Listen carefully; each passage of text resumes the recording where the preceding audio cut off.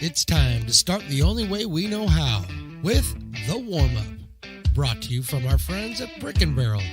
With a wonderful family atmosphere, Brick & Barrel has a beautiful beer garden and is just the place to take in a game or celebrate after. Brick & Barrel, 155 Joyner Parkway in Lincoln. The way you warm up is the way you perform. So to be the best, you gotta warm up with the best. So warm up with us as we sit down with a member of the Potters coaching staff to talk all things Potters. It's time to get loose and warm up right here on Stone's Radio Networks. And welcome into the final edition of the warm-up for this 2023 summer season. Mark the Phantom Low here. My partner Stones McCoy is over there. And Stones, we're going to try something today we've never done before. Yeah. Because it's you the last say we've day. never done it, but we have. Well, you're a memory shot. That's true, but not in these numbers is Okay. what I'm saying. Okay. We have had great interns in the past. Yeah, Remember the first couple. year we had Sangria Boy. Why was he called Sangria Boy? Because he had a sangria whenever I saw him. And I don't know what he did. He just got married. Okay, we don't need to talk about that. Also, the great Jordan Majorgeson. Yes. Max Statford. We've had some great interns in the past. Max but, Greenfield. Yeah, but I call him Statford. But we've never had a group like we've had this year. No. The class of 23 is a very unique group. And I thought what we'd do on the final day of the warm-up, we'd talk to, well, as many of them as we can get together. Okay. We're gonna get. It looks like Is that we're why they're here? It looks like we're doing ladies first, but we're actually doing the field staff first. Is the way we're doing it. This is Leela and Lindsay, correct?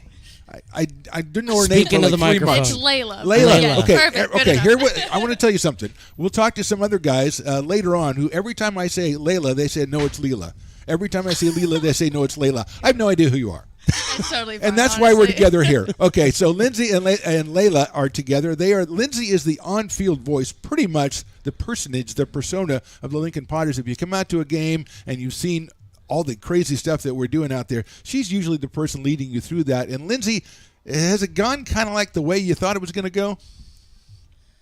You talk now. Yeah. No, okay. I was trying to Yeah. think of the right words to say. Yeah. It's kind of what I expected, but it's also nothing at all what I expected. But I love it, and it's fun, and I enjoy it, and I get to meet all the kids, but it's definitely a lot more work than I thought it was going to be. Yes, and as I told you many times, I've looked at your Twitter bio. You're way overqualified for this. I don't know why Very you're true. even Not here. even. It's incredible. That part's so true. is when you get your idea coming here. Okay, you want to have fun. You want to obviously make a couple of bucks, but obviously to develop your talents even more. I would think. And do you feel like you did that this year? Yeah, I mean, I interned in 2019, and I loved it. And then I went to school, got my degree, and I was like, wow, I love doing anything with a mic in my hand. And so when Matt Lundgren offered me the job, I was like, any chance to like kind of hone in on my voice on the microphone. So I feel like I've definitely done that this summer. And I've made a lot of great connections, and I've met a lot of people, and that's what I think the Potters is about. And so I'm glad I came back, and it was super fun, and yeah. You are tremendous on the microphone. My favorite thing that we have between innings, the many favorite things, is when they're doing the bat spinning and somebody lurches their way onto the middle of the field. God. But you must have one or two favorites from this summer of all the things, all the games that you're running on the field. I mean, I think my top thing that sticks out is the dizzy bat where I had a kid pull another kid back. Yes, that was a good one. I And like I that was one. just standing there like, I had money on the other kid, so I did not care for that. I Yeah. was like, we I don't lost. think you're supposed to do that. But I mean, okay, here's your prize. You're the boss. I you don't can ask do whatever. questions, though. I just let them do their thing, and I just kind of stand there. She Okay. does a great job with it. She too. does a fantastic Thank you. job. Let's move over. I'll come back to you later with more questions. But Layla, we're going to talk to you because I finally learned your name, and I'm excited about that. Hey, finally. It's You all that counts. You are an amazing intern for many reasons, but one of the main reasons is you see the couch that we're sitting on right here. This is a great place up here in the press box. It's air conditioned, thanks to the great Stones McCoy, and we have this luxurious couch from some frat in the 70s. But a lot of times, people that are outside working hard will come in here and they'll kind of just take a load off and sit on the couch. But Layla has a different way of doing it. She's the only one I've ever met that can actually lay on a couch, not sideways, but the way she's sitting there. And so we've coined the term louch for her. It's a Layla. lay on couch. Are you proud of that? And will you tell people about that? I mean, honestly, I sat down and I was like, I can't louch right now because I don't want the people to see it, and I'm trying to sit kind of like ladylike now. But louching is a thing. Louching is my thing. It's very it feels so good, and it's just it just explains what I'm feeling. Do you louch at But- home? Yes, I louch Okay, everywhere. all Anywhere right. I can. The ground. So she's brought the louch from home to us. She has. This is incredible. We're learning. So your job, I know that sometimes you're like understudying Lindsay out there, but you do so much more. What else are you doing out there? I kind of do anything they ask me to. I kind of like at the beginning I was kind of like told I was gonna do one thing, and then I was asked to like go pick things up, pick up a mop, wipe things down, go pick up food. And at first I was like, you know what, like I don't really want to be doing this. And then I realized like this is part of the game, and like I want to give back to what like the game I love. So one day I had to fill in for Lindsay on field. Probably the scariest thing I've done ever, but You were tremendous. Got it done. Thank you were so tremendous. much. I She did remember do a that. good Yeah, big shoes to fill right here. Well, I learned from the Absolutely. best. But I pretty much do anything. Whoever's like above me, even my friends, like they ask me to do something and I'll do it. No problem. It's So you have the just- perfect personality for this kind of a job. Then if people ask you to do something, you just go do it. Yeah, like throw up in the stands once was just not fun. But I was like, you know what? Look back on it. Somebody told you to go throw up in the stands. clean and up you and went, throw up. I mean, Clean up that and is throw up. My fantastic. bad, my That bad. is this kind of person. Did that come from the top? That, I don't know. Was that Matt? Yeah. Yeah, that was yeah. probably not Matt.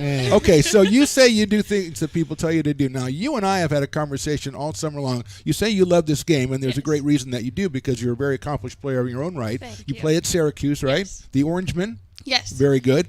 Now, I have tried to plant a little seed in your mind that next year, when you take the field, that maybe, as you see all the time, these professionals and amateurs do, they write stuff on their cleats, and I Yes, was just definitely. thinking maybe a nice phantom on the side of your cleat. 100%. One is gonna say Phantom. The other one's gonna say Stones Radio Okay. Network. Like I got it. You guys don't even now worry. you say that, and Layla's the and my best. heart leaps when she says that. But Layla's the best. is that? Yes, Oh. 100%. 100%. And you will, I'll of send you guys course, photos let us and know everything. and everything. Oh, Yes. that is fantastic. That's the kind of people stunts that we've got. So I wanted to ask you guys, and not easy to pick favorites. I ask the coaches who do this all the time.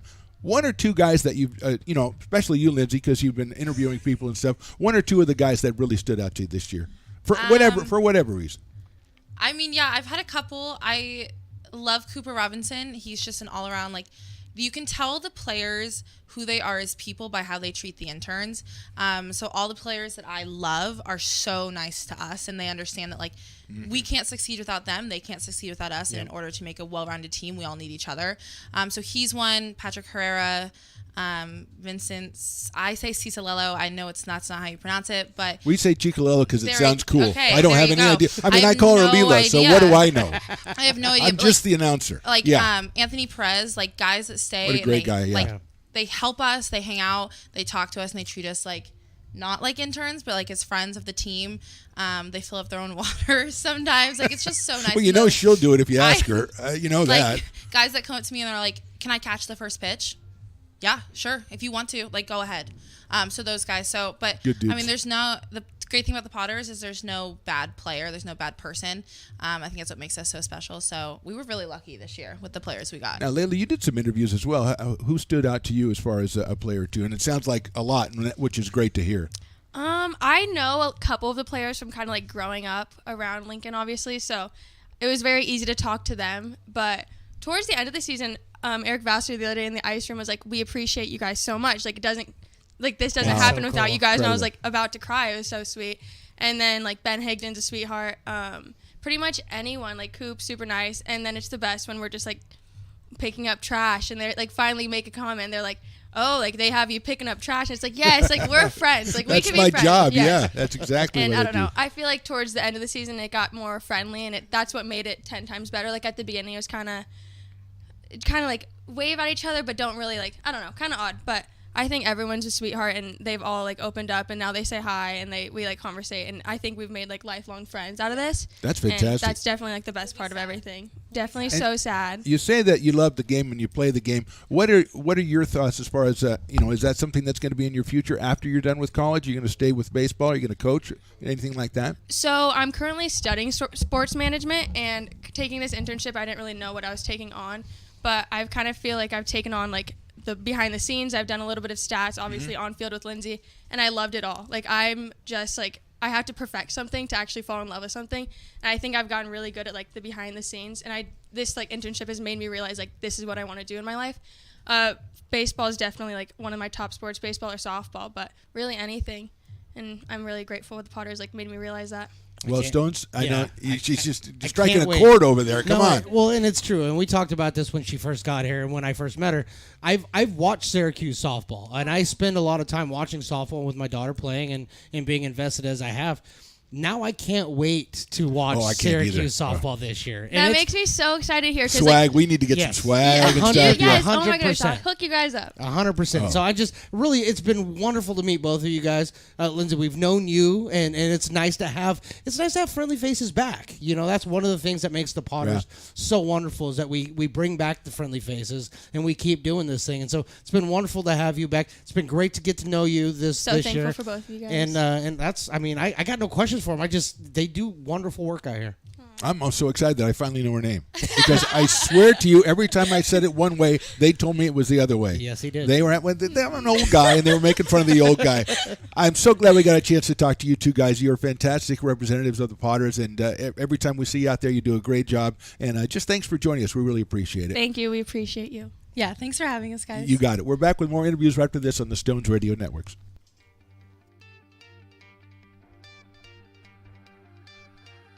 Gooseport Public House. We have sports on 10 big screen TVs, 23 beer taps with classics and crafts, a full bar with creative craft mixed drinks, live music, and most importantly, great fresh food. In downtown Roseville off Vernon Street, only 15 minutes from the ballpark. See ya at Gooseport.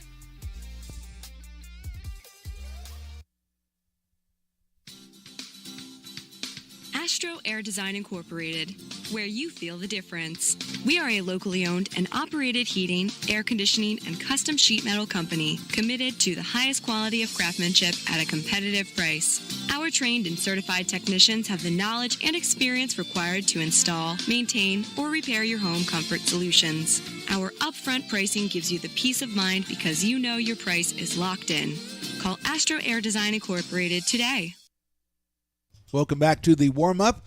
Mark the Phantom Low here, Stones McCoy, and we talked outside before. We're moving inside to two interns, two gentlemen who shared the press box with us for most of the season. We've got Chris and we've got Matt. And guys, to start out, well, I know that's not the names we know. Wait, who did you just? They both, well, they're going to explain to you, all right. Stones, because they I have no both idea. have nicknames that we refer to them by. Yes. And I'm going to ask, first of all, I'm going to ask Matt to explain Chris's nickname, and then we'll do Chris to do with Matt. So, All right. Matt, who we got over here? All right, so we got CB over here. CB. CB, and he actually spells Chris with a K, so it wouldn't be his initials or anything like that. What would that stand for then? So that stands for college baseball.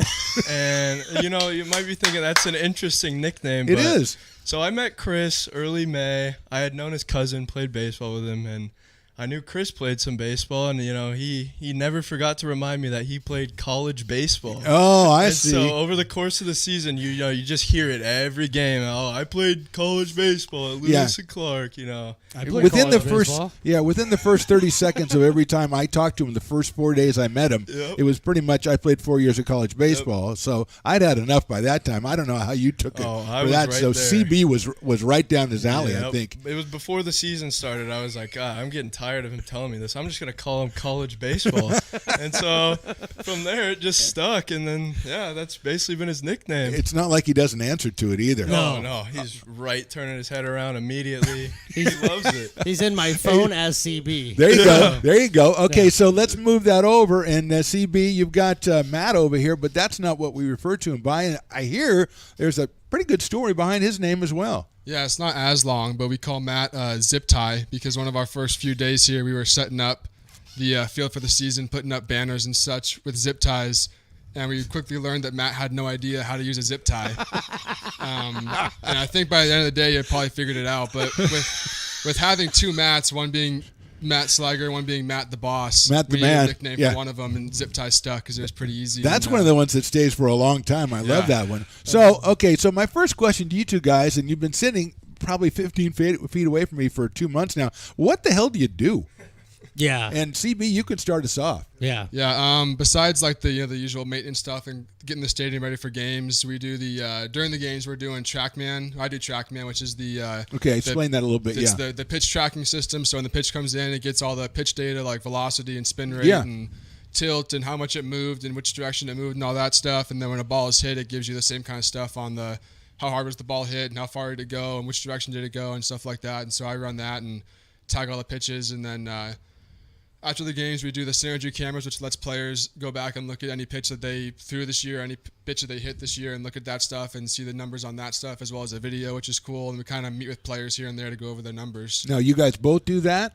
I do TrackMan. He does Point Streak, which he'll get into. Okay, so yours, TrackMan's kind of like we're coming up in the 21st century now. This is what teams are doing around the country, right? That's what everybody's doing. Yeah, it's getting pretty big. There's some other systems. TrackMan's pretty expensive. So like I had Rapsodo, and lots of high schools have Rapsodo, but TrackMan's starting to get more widespread and widely used, and it gives you a good lifelike, kind of what you'd see in the MLB a little bit in terms of numbers and data and stuff. Now, is this something that you are doing outside now? Because you're done playing college baseball, if I'm not mistaken. Right? Yes, I'm done. He was 4 years, I believe, of college baseball. Yeah, I just want to make sure you're done. But now in your pursuit of your next career, is this something that you're trying to do? Yeah, so hopefully I'm trying to get into the field of baseball analytics and working with teams and doing, numbers and data and stuff like that, whether it's, when should we shift, when should we bunt, whether it's more like player development stuff like this where, looking at pitches and guys will go, why is my curveball getting hit a lot? And you can look at the TrackMan numbers and see, it's not the right spin or not the right efficiency or whatever. So hopefully that's what I'd like to get into eventually. Yeah,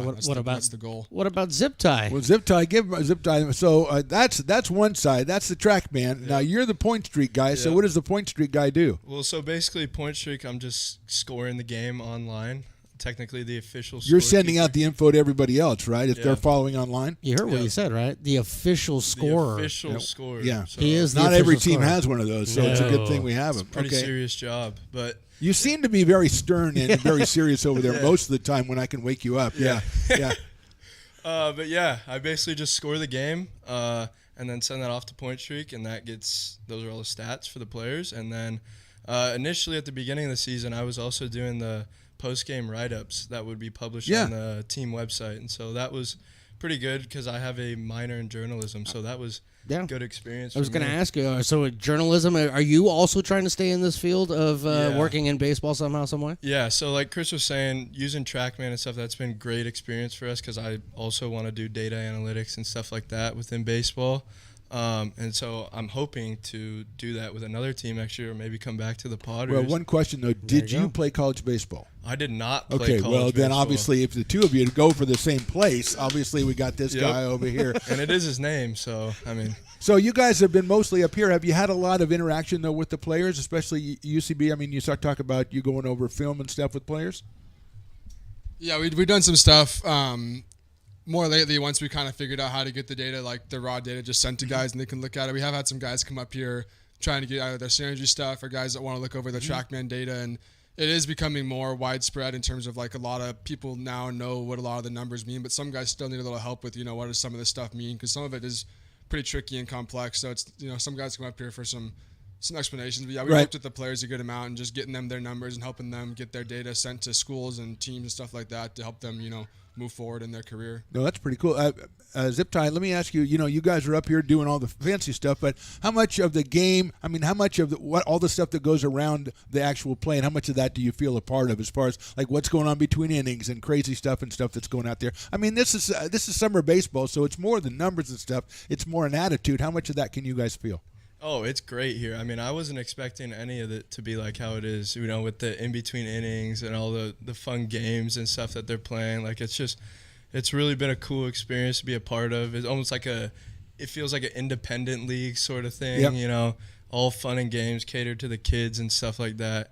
And it's been really cool to be out here because, I've been playing baseball my whole life around the area. And so I'm seeing guys who I used to play with like 10 years ago and stuff. That's cool. And so we're getting to like reconnect with their families and stuff like that. So like even though I'm sitting up in the booth and stuff, I still feel like very connected on the field and with the players and with, the other interns and stuff because we got the setup and cleanup and all that fun stuff. You do a lot of stuff, yes. Yeah. So is there a moment or two during either playing of the games or the other stuff that you're going to remember if someone says, "Hey, what'd you do this summer? Tell me a story from this summer." What would you remember? What would you mention to them? Don't mention me at all. No, not Stones McCoy. That is Margo. It's kind of hard not to mention you guys. It has been a complete honor to share the booth with you guys. I honestly had no idea that you guys were here.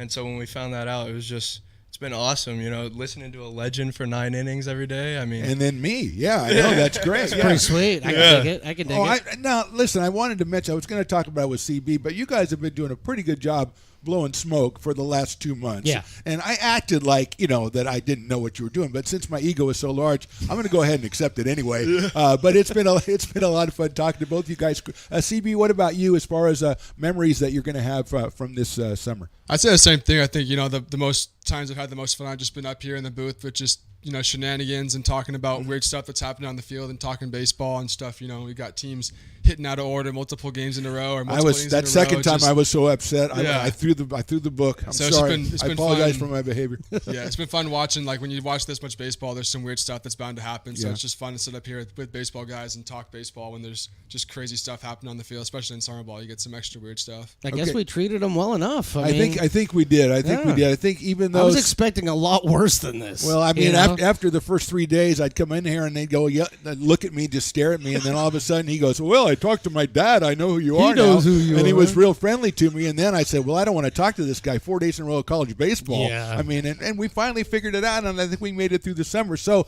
guys, when the last pitch is thrown, as far as the summer is concerned, where are you headed to, CB? I'm still looking at trying to land a job and kind of seeing where I want to go and kind of if I can and want to jump into the baseball field right away, or if I'm gonna have to go get some experience doing something else, or minor league teams or other college teams, stuff like that. So we're kind of still browsing around trying to figure out what the next option is and what the best option is to move on. Well, a lot of good experience that you got this summer. Hopefully that'll help you out. So we will look forward to you doing that. And Zip Tie, a.k.a. Matt, what about you? well, so I'll be heading back to school for my junior year Where? at Gonzaga, but I'll actually be in Florence, Italy for the semester. Abroad, huh? Abroad. So you held on to that for the whole interview, huh? Yeah. So how much Italian do you got? None. Zippo. Zero. Zip Tie. None. That's how you end an interview right no, there. that is incredible. So what kind of stuff are you going to be? I mean, are you following this?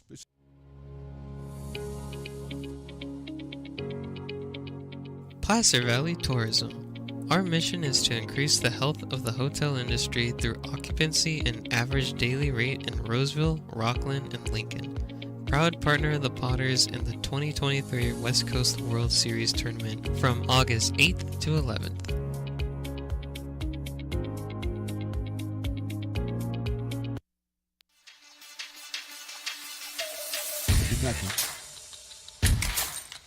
Hit that one up in the air to left field. Going back is Allen. Still going back. He runs out of room. That ball's out of here. Peyton Brennan did it again. So I don't know. Again, it's Texas, so you don't really know. That's hit out to center field, short center field. Jans is coming in. He falls down, gets up, makes the catch. And then he's going to throw. It's going to come to third. Chamiso cuts it off. The tag is applied, and I think they got him at third base. They did. And I do believe the run and scored. We'll double check and make sure. Ryan Crooner. High fly ball right field. Going back. Forget about it. A pinch hit home run for Luke Lavin.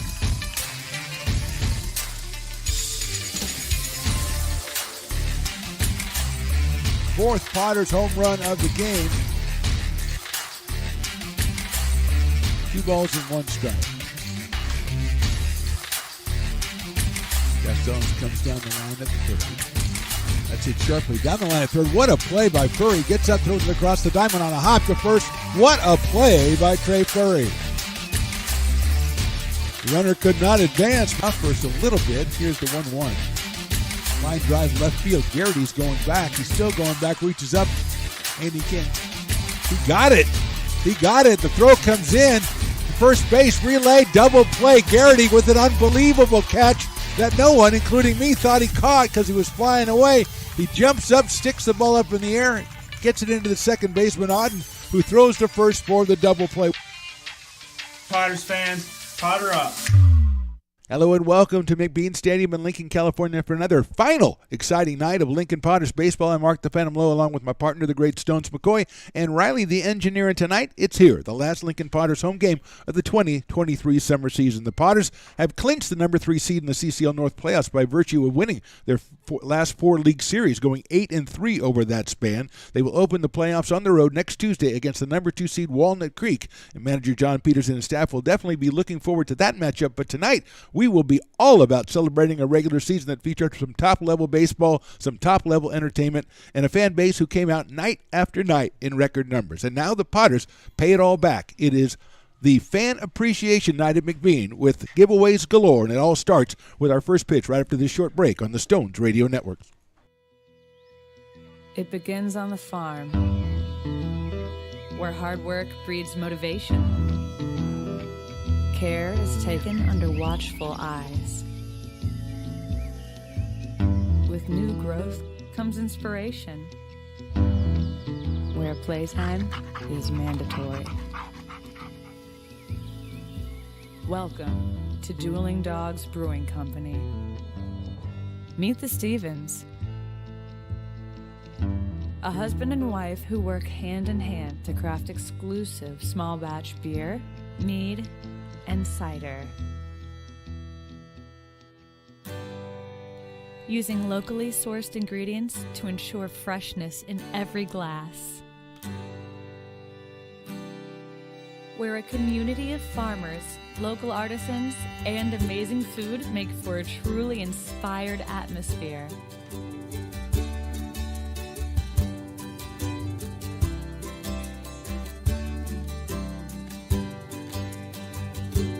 At the end of the day, we know the value of hard work.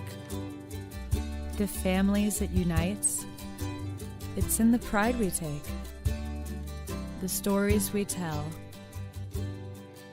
and the best friends who are cherished. Dueling Dogs Brewing Company.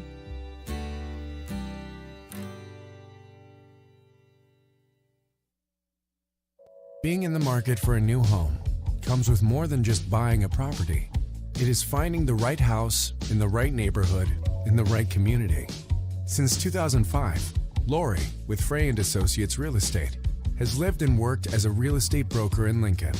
She is passionate about local organizations and volunteers with them as well. She's knowledgeable, she knows, she asks a lot of questions, she gets things done. We still learn a lot from Lori, and she's very helpful, very positive, and has been wonderful, wonderful broker. We at Frey & Associates are your local hometown realtor, and we are here for you.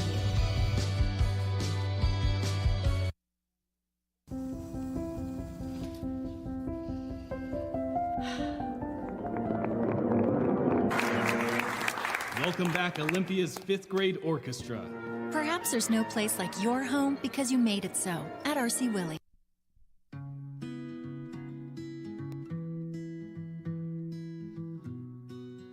Lincoln Area Archives Museum is the official partner of the Potters' 100th anniversary season. The museum is located just around the corner in Bierman Plaza in the center of the Old Historic District. Plan your visit and learn about early Lincoln history.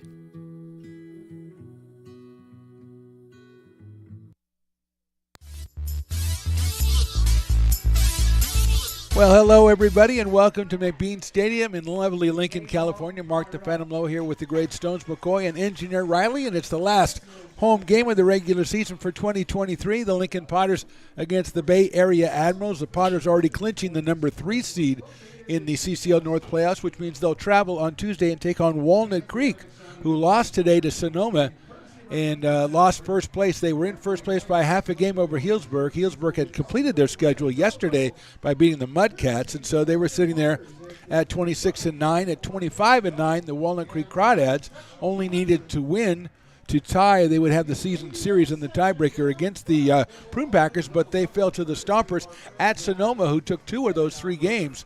And the Stompers ruin it for the Crawdads, and so the Crawdads will be hosting the Lincoln Potters, and that's on Tuesday. But tonight it's all about fan appreciation. It's a packed house again, as it has been all summer long, and tonight the Potters give something back. Hundreds of prizes to give away to lucky fans, all kinds of crazy giveaways and stuff. So we are getting ready for a good ball game and also a great night out here at McBean Stadium. It is Torrin O'Haron, the right-hander, on the mound for the Potters.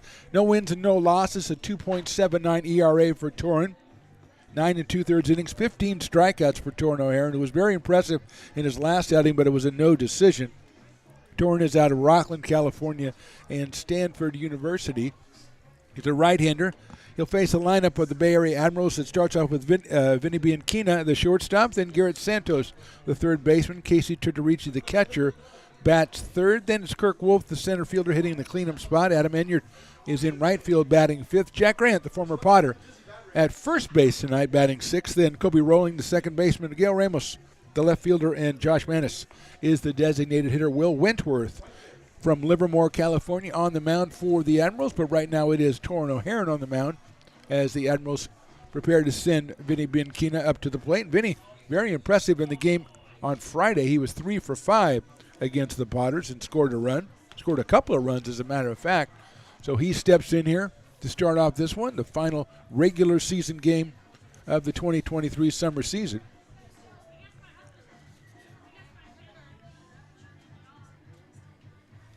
So Bianchina, then Santos, then Turturici, the first three for the Admirals.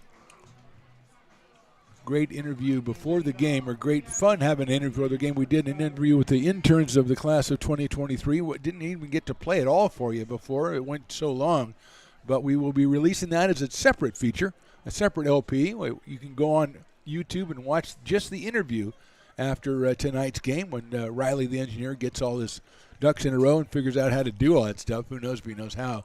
But he tells me he does, and so it'll be up there tonight. First pitch is a fastball. It's a strike, and we're on the way. 0-1 on Bianchina. Talked to some of the interns, not all the interns. We couldn't get everybody up here, but the half dozen that we had the most interaction with, Stones and I, and Riley as well. Here's the 0-1 pitch. Check swing, but it's outside, 1-1. We didn't get to talk to Jack from University of Georgia, the Bulldog. He's already left for the summer. But we talked to CB and Zip Tie and Layla and Lindsay, and, of course, Dylan the Volunteer outside for a ball, 2-1. He's the final interview of the three, and he was cut off before the game, so you're going to have to wait till see all the incredible revelations or whatever that word is that he has in his interview. 2-1 pitch now to Bianchina. Popped up left side. Going out the left fielder, that is Alex Johnson. And he makes the catch, swipes at it at the end. Fighting the sun makes the catch for the first out. Let's look defensively at your Lincoln Potters tonight. Alex Johnson in left. Jordan Lewis out in center today for the Potters. Dominic Rodriguez over in right. Ruben Church, the third baseman. Zach Chamiso, the Lincoln product, at shortstop. Patrick Herrera, second base. Luke Lavin over at first. Nolan Wilson is behind the plate tonight for the Potters. Torrin O'Haron on the mound. And Big Ben Higdon is our designated hitter. Here is Garrett Santos. Garrett was 0 for 4, scored a run in the game on Friday. Potters won that one 8-5. Won yesterday at the home of the Admirals. That score 13-4. There's a chopper foul down the first base line. Don't have any stats of that game, but the Potters took the win 13-4. So they sit at 19-15 in conference play, which is a tremendous record in a conference as good as the CCL North. Crawdads and Prune Packers, as we said, Prune Packers won it by a game over the Crawdads. Potters finish, if they win tonight, would be 6 games behind the Prune Packers. Swing and a miss off speed pitch by O'Haron, 82 miles an hour. 0-2 on Garrett Santos. Casey Turturici on deck. Fastball just misses outside at 90 from Torrin O'Haron. He was our player of the game last time he threw. He and Arthur Steinkamp combined for the Potters to get them a W. Here's the pitch. That's chopped down to first base. Handled over there at first base by Luke Lavin, and a little bit of a flourish, and he got to first base just before Garrett Santos got to first base, which is the whole point. And so it's 2 outs, and it'll bring up Casey Turturici. A flourish with the catch by Luke down there, and then he kind of wandered his way over to first base. He took the circuitous route, kind of went around the block a little bit, but he got there in time for the second out. Turturici coming up here behind the plate for the Admirals in this one. Played first base on Friday, was 0 for 3, had a run scored, hitting a .270 in that game. Left-handed hitter. Takes a fastball right down the middle from Torrin O'Haron. 0-1 on Casey Turturici. Kirk Wolf, the center fielder, to follow. If Turturici can start something for the Admirals here in the top of the first. Potter's wearing the powder blues today. That one is chopped up in the air and foul. Hit off of Casey, I think. So it is 0-2 quickly on Turturici. Torrin O'Haron, we talked with JP before his last start, and what they were trying to work with Torrin is being more efficient with his pitches. In other words, not wasting pitches, taking your pitch count by about 10% or 20% each inning and being more efficient with those pitches. And so far, so good for Torrin. Fouled out of play to the left side. Stays 0-2 on Turturici. So Torrin throwing pitch number 12 coming up here in the first inning, and that would be a tremendous inning if he could get out on 12 pitches. Anything 15 and below is considered pretty good. In the windup, here's the 0-2 to Turturici. Sails high. 92 miles an hour for Torrin O'Haron. 1 ball and 2 strikes.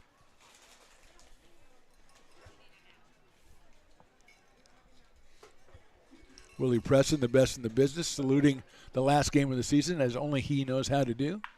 That's hit foul down the first base line.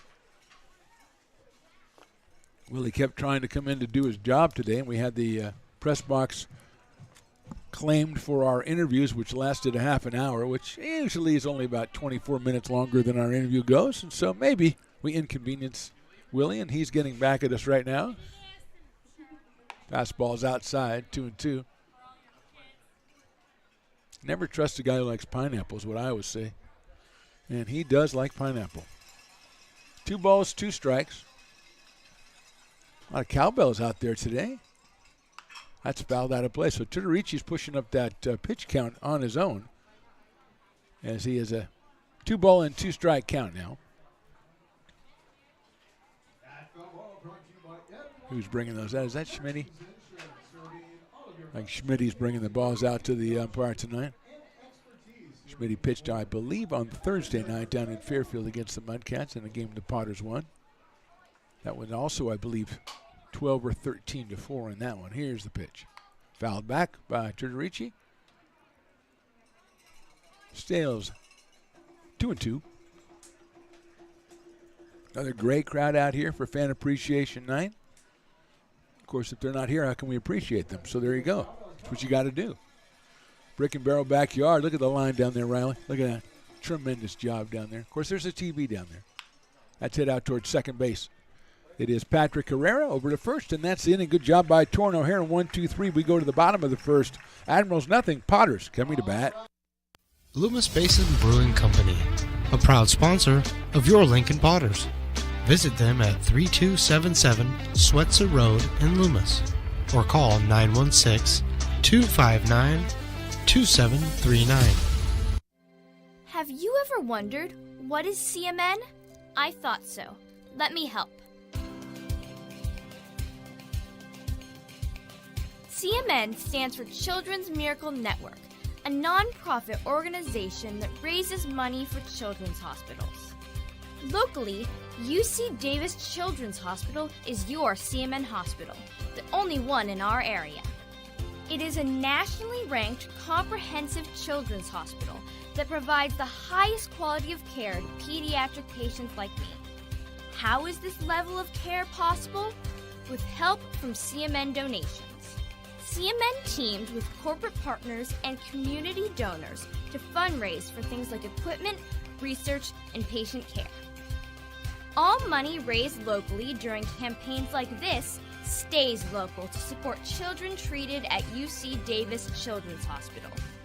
Sick and injured kids can't wait to get the care they need. And thanks to generous donors, partners, and fundraisers like you, we don't have to. Please give wherever you see the Miracle Balloon, and thank you for supporting CMN at UC Davis.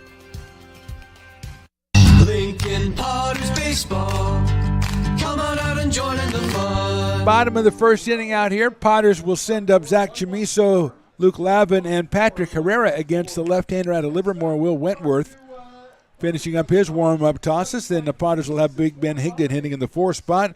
Nolan Wilson batting 5th tonight, the catcher. Reuben Church, the 3rd baseman, hits 6th. Dominic Rodriguez, 7th. Then Alex Johnson and Jordan Lewis rounds it off for the Potters here. As we said, Potters 19-15 in CCL North play. good for a third-place finish and a playoff berth next Tuesday. We got all kinds of raffle tickets, all kinds of numbers being read off by the great Willie Preston as fans are being rewarded for their season-long allegiance, actually more than one season, multi-season allegiance. And Zach Chamiso, the Lincoln product, will be our first hitter. Zach at .313 on the summer. Hasn't been in the lineup as much lately. 2 home runs and 18 runs batted in for Zach. Lincoln High, Sierra College, and going to UC Riverside as we look at Piper the Peacock, who's made an appearance. And there's Secret Service man Dylan following him around. We have the unaired portion of our interview today was with Dylan, the intern. So, again, check YouTube after the game. Give us a couple of minutes, a little bit. Maybe check it tomorrow morning, and you can see that entire interview with all the interns. Look out, Zach Chamiso. He just got hit in the back. So he'll go down to first base. Very painless hit in the back, it looked like to me, as Riley's very mad. Zach is his favorite player. He's the president of the Zach Chamiso fan club, and he wants this guy to get some swings. That's right.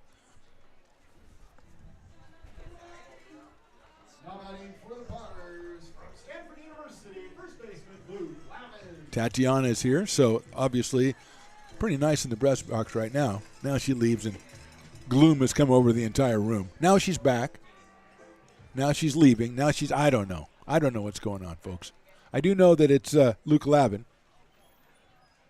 He takes outside for a ball. Luke at .280, 2 home runs and 15 runs batted in out of Laguna Beach, California.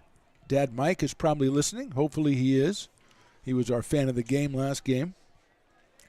Luke headed to Stanford University, which is pretty proud. Makes you pretty proud.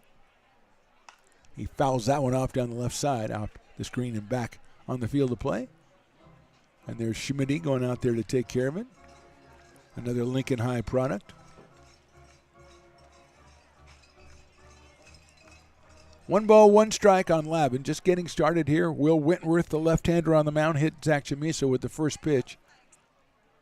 Lavin hits that one out towards shortstop, handled out there to Bianchina to second for 1. Over to first. That's a 6-4-3 double play for the Admirals. 2 outs, and that'll bring up Patrick Herrera. Good time for us to look at the defensive alignment for those Bay Area Admirals. Miguel Ramos in the left field, Kirk Wolf in center, Adam Enyard over in right, Garrett Santos at third today, Vinny Bianchina, the shortstop. He threw that one to Kobe Rolling at second, and they got it over to Jack Grant at first for the double play. Casey Tortorici is behind the plate, and Will Wentworth on the mound. Josh Manis is the designated hitter for the Admirals today, and quickly 2 outs. And here is Patrick Herrera. 325 for Patrick Herrera. 4 home runs and a dozen runs batted in. All 4 of those home runs in the last couple of weeks of CCL play when they were vitally important to the Potters. It was said in the open, we're 8-3 over their last 11 games. Fastball is high for a ball, 2-0. They won 4 straight series. Prune Packers, Crawdads, Mudcats, and they've already won this one as they won the first 2 games of it. So a tremendous closing stretch for the Lincoln Potters and manager John Peters. 2-0 coming up. Patrick fouls it out of play. Make that, it was 1-1, make that 1-2 now on Patrick Herrera. Out of Mesa, Arizona, and University of Kentucky, as is the next hitter, Ben Higdon. Or Big Ben Higdon, as we call him today. It's hit foul. An off-speed pitch down the right field line. So it stays 1-2 on Patrick Herrera.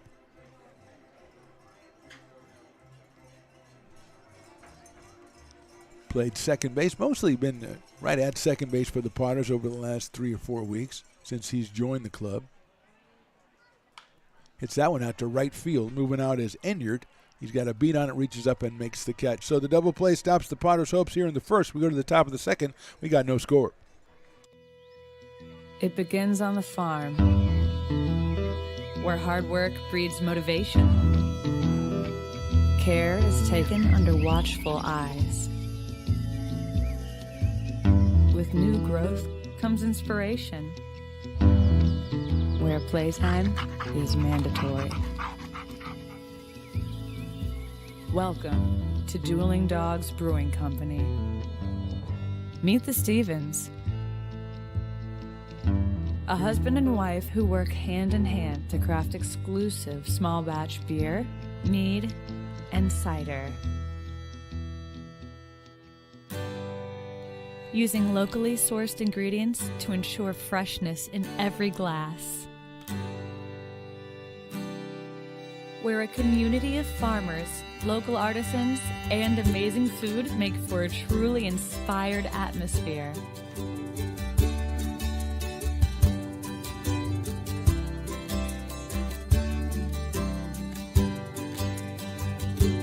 At the end of the day, we know the value of hard work.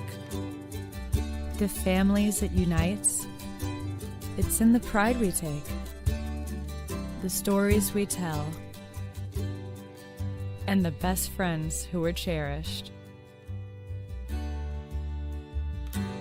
Dueling Dogs Brewing Company. Lincoln Potters Baseball. Come on out and join in the fun. Top of the second, no score out here at McBean Stadium in the final home game of the regular season for your Lincoln Potters. Kirk Wolf and Adam Enyart and Jack Grant, the first three hitters for the Admirals against Torrin O'Haron, who breezed through the first inning with a fly out and a couple of ground outs. So he will take the mound against Kirk Wolf, the center fielder, who was 2 for 5 in the game on Friday.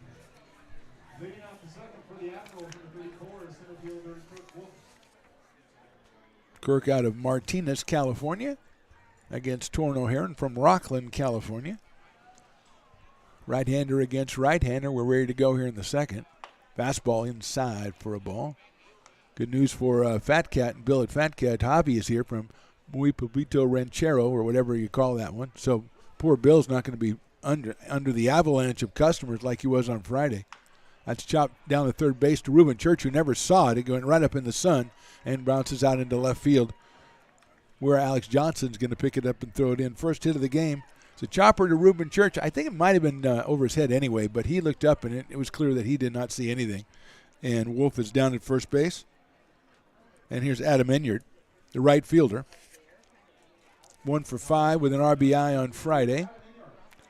So Javi is here, so it takes a little bit of the work off of Bill. Brick and Barrel backyard. Still, you got to take care of it over there, and the fans are over there watching a little TV in the area, the viewing area over there. That's an outside fastball. Bounces out of Nolan's glove, but he picks it up and guns it back to Torrin O'Haron. 1 ball, no strikes on Enyart. Of course, I can't help the shaved ice people. They're just going to be, they were just doing great business on Friday. Hopefully they'll do the same today. But we got Javi out there taking some of the load up. Popped up, right side. Called by Lavin. He is in foul territory and makes the catch for the first out. So Enyart pops out to Luke Lavin over at first. 1 out, and here's Jack Grant. The former Potter, 2 for 4 in the game on Friday. Steps in here, right-handed hitter.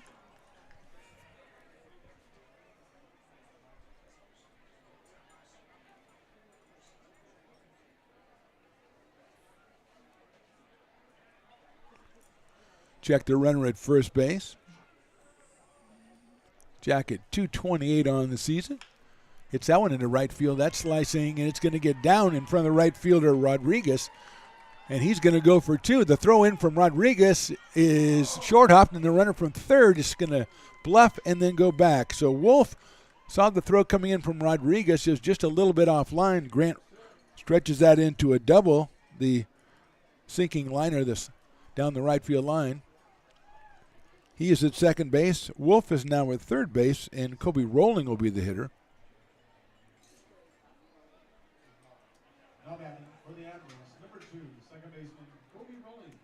So Rowling is the hitter with a couple of runners on base.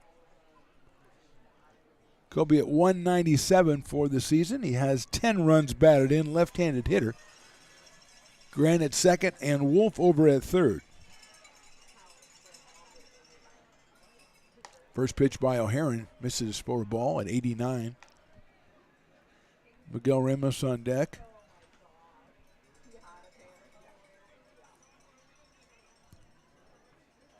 One out, 2 on here in the top of the second. Swing and a miss, and the ball goes through Wilson. Here comes the runner from third, Wolf. The throw to the plate's not going to be in time and not even going to be made, and it'll be a run scored for the Admirals. Jack Grant moves over to third base. 1-0 in favor of the Admirals on the pass ball. And now Rolling has a chance to put his team up 2-0 as Grant just 90 feet away. 1 ball, 1 strike. First and third are in for the Potters defensively. Swing and a miss. Off-speed pitch from O'Haron at 83. 1-2 on Kobe Rolling. Miguel Ramos on deck. Miguel in left field for the Admirals tonight. He was the DH and then the pitcher on Friday night. Here's the 1-2. Swing and a miss. Kobe Rolling's down on strikes. Another pitch right at 83. Big strikeout for O'Haron, and now he's got to get Ramos here.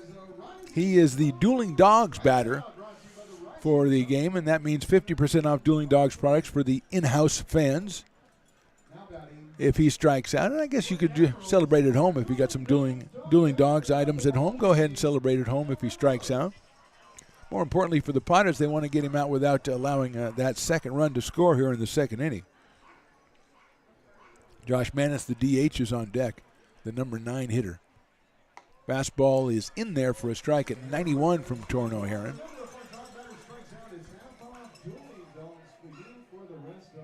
Miguel Ramos from Vacaville, California.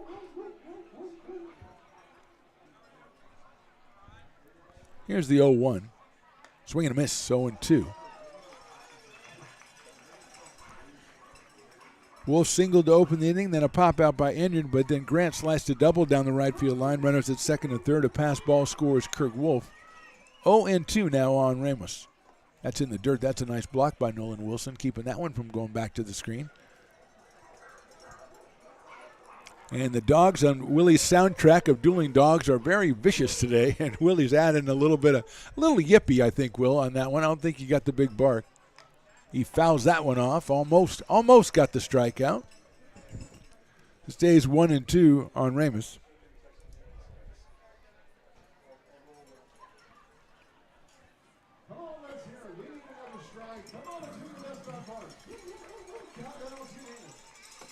He's selling out. Willie's selling out for the Dueling Dogs. I have to say that. Swing and a miss. He got him on strikes, 92 miles an hour. So 1 run on 2 hits and 1 left. We go to the bottom of the second. The Admirals have the lead 1-0.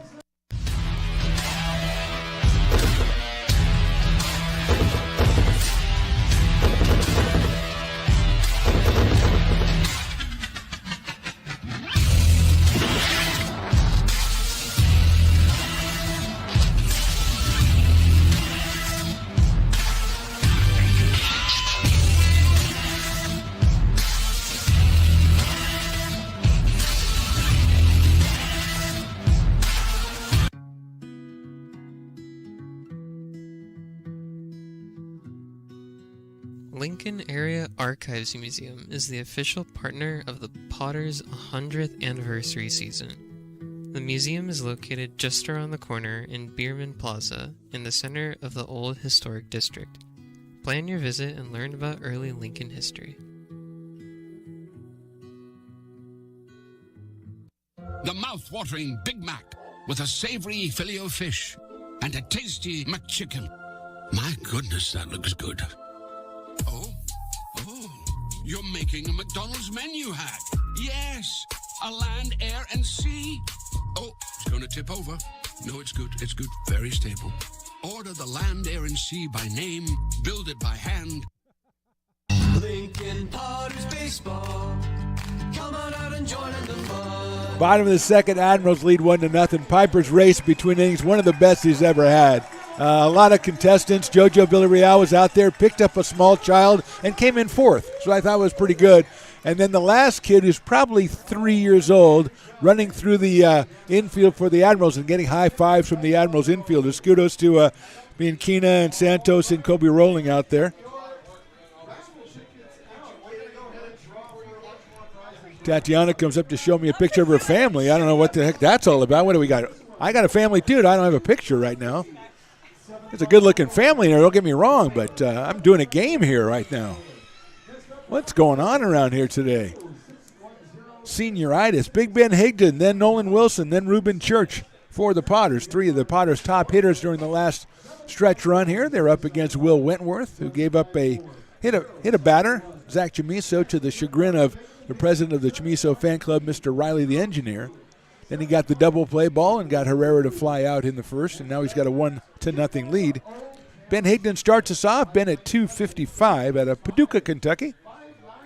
One of the pleasures of our summer, connecting with Ben's mom, Julie, and Grandma out in Florida, who nobody ever told us Grandma's name. And I think that was an oversight, but I think Grandma Florida is actually better. So we'll see what Ben can do here in the last regularly scheduled game of the season from the University of Kentucky as well. Ben Higdon, left-handed hitter against Will Wentworth. 5 home runs for Ben, 19 runs batted in.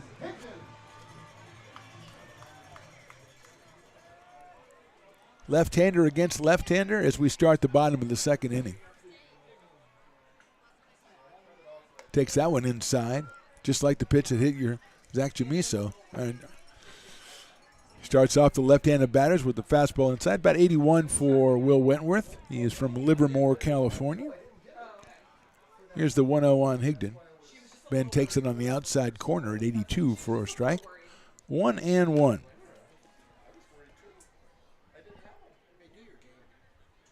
Stones McCoy louching over there. He's not sitting on the couch, he's louching on the couch. Higdon takes inside for a ball, 2-1. 2 balls, 1 strike. Stones McCoy, a member of the interview team for the interview with the interns. Probably more work than he's done all season long, so he is very tired. He is sitting on the couch. 2-1 now to Higdon. Ben takes high, 3-1.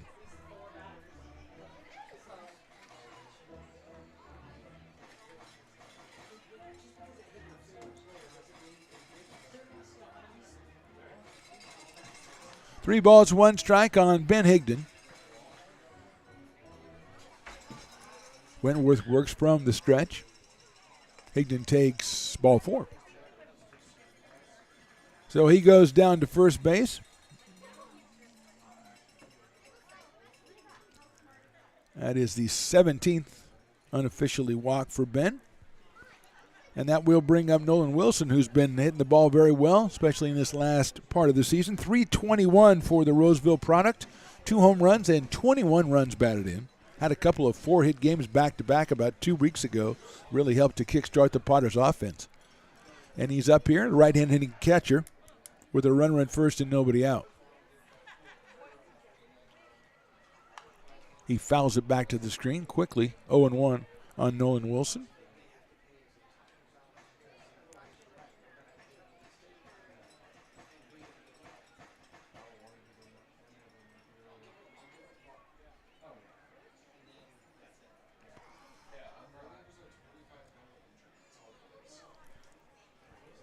Oh, 0-1.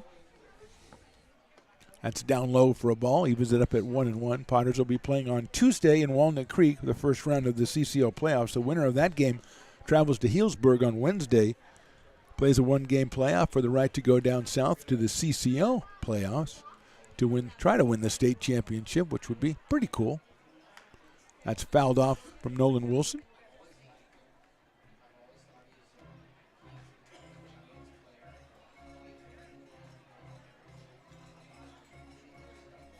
So that was Ben's 15th base on balls, and he is down at first base. 1 ball, 2 strike count on Nolan Wilson, University of Nevada, Reno for Nolan. As we mentioned, out of Roseville, California. Ruben Church to follow, the big right-handed hitter with 2 grand slams this season for the Potters.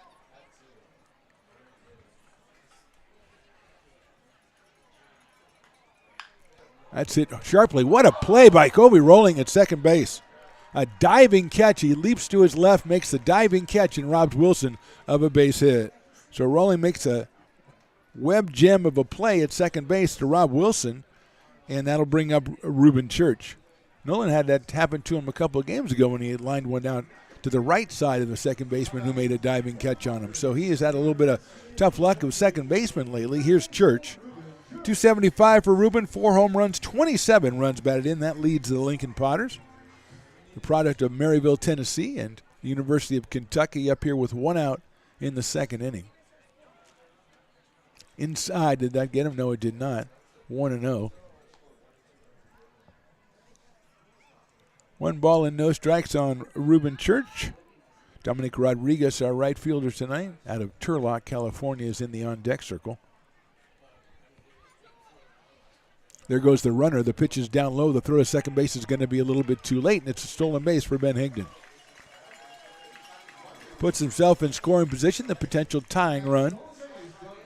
2-0 now on Ruben Church, so Ruben's going to get something or look for something he can drive. JP said that the 2 home runs, the first one in Walnut Creek was just a massive drive over the center field fence. That second one, he said, was just a line drive that got out in a moment, and that was against the Mudcats. 2-0 pitch. He fouls that one off down the right field line, out of play. Hits down by the Potters bullpen. Another great night in the VIP tent down there, refurbished VIP area. Matt Lundgren talked about that a couple of days ago on the pregame show. A lot of the innovations they made this year met with some universal approval. And they have more in sight for next year. Dancing off second is Higdon. Here's the pitch. Ruben takes inside and low, 3-1. 3 balls, 1 strike. The shaved ice people doing pretty well, Riley, as I see 2 mammoth shaved ice. They're probably a cherry. What's that blue? Is that blue cherry or something? Or blue raspberry. Okay, thank you. Thank you, Riley. That's ball 4. So Church goes down to first base. First and second. 1 hit batter and 2 walks from Will Wentworth so far. And here is Dominic Rodriguez hitting at 193. He has 7 runs batted in for the Potters.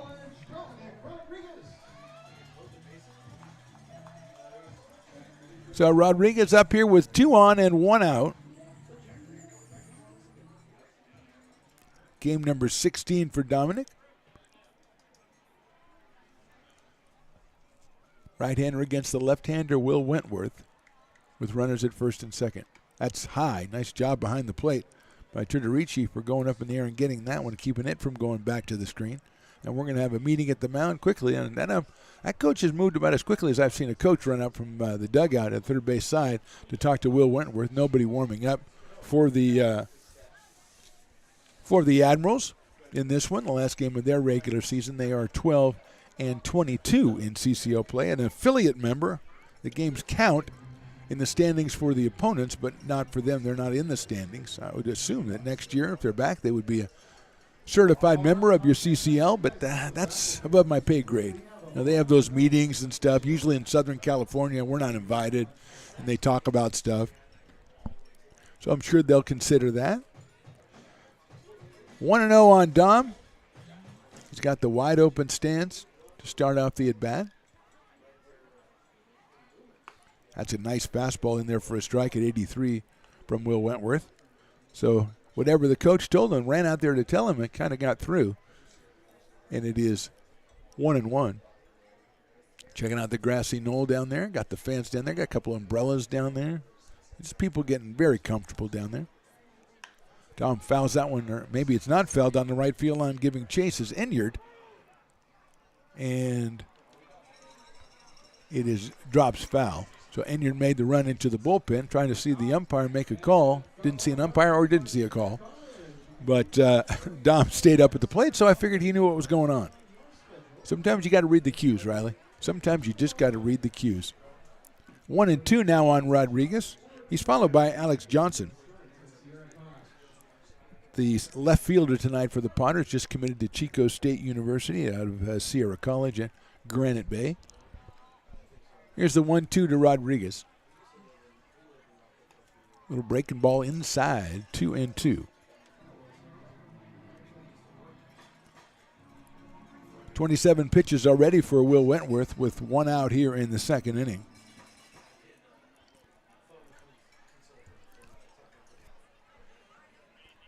Check at second, check at first. Higdon dances off. Here's the pitch, fastball right down the middle, called strike 3. 84 miles an hour for Wentworth, probably his highest velocity so far, and his location was pretty good from his standpoint, as now there's 2 outs, and Alex Johnson coming to the plate. Alex just joining the team recently. 8 for 22. He's played 6 games. He's 8 for 22. He does have a home run, and he has 7 runs batted in. He had a home run and 4 runs batted in on Friday when he was our player of the game in the Potters' 8-5 win. Up here now with 2 outs and 2 on, and he takes outside for a ball. 1-0. He's followed by Jordan Lewis, the center fielder, number 9 hitter today.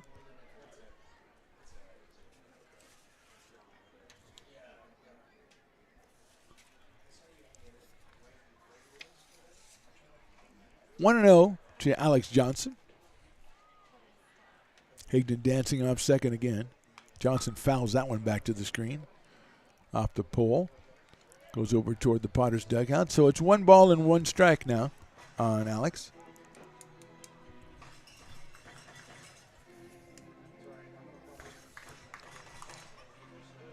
Higdon at second. Church at first. Both benefited from walks. Higdon stole second.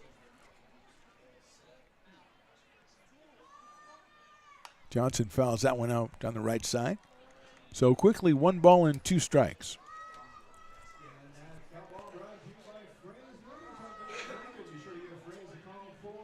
Potters wearing the powder blue with the orange today. Admirals in the same stuff we saw on Friday, which is the Admiral gray and red. It's a good look. I like it. It's a good look. Red hats.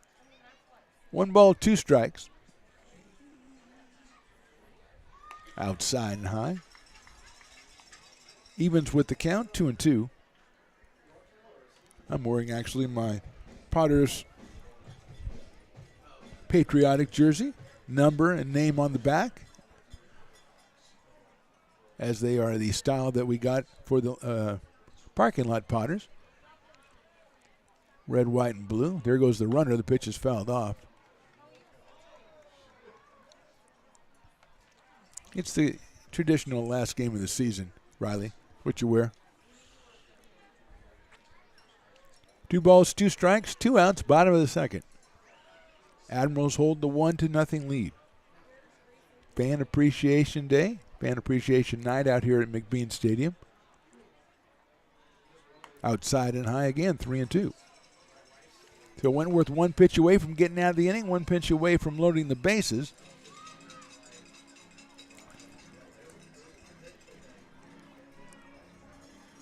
Nate Esposito coaching down at third. Cesar Tamaya at first, I believe, in the shadows down there.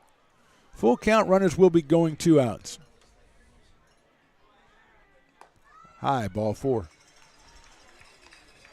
So 3 walks in the inning, load the bases for the Potters, and here's Jordan Lewis. Jordan 2 for 7 so far in the season, just joined the team a couple of days ago.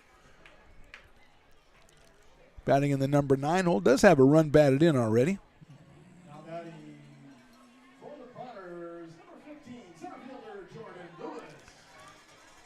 Right-handed hitter against Wentworth. Potters threatening here in the bottom of the second.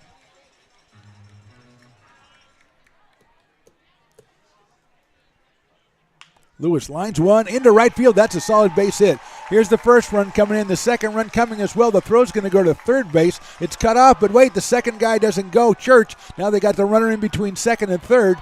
And he's still going. Church is staying at third, and the tag will be made out there for the third out. So scoring easily was Ben Higdon. It looked like Church had a chance to score. He was held at third, and then Johnson came around and thought that he would be going. And when the throw came into third, the pickle ensued, and we're tagged out. 1 run scores for the Potters. We go to the third. Game tied at 1. Astro Air Design Incorporated, where you feel the difference. We are a locally owned and operated heating, air conditioning, and custom sheet metal company committed to the highest quality of craftsmanship at a competitive price. Our trained and certified technicians have the knowledge and experience required to install, maintain, or repair your home comfort solutions. Our upfront pricing gives you the peace of mind because you know your price is locked in. Call Astro Air Design Incorporated today.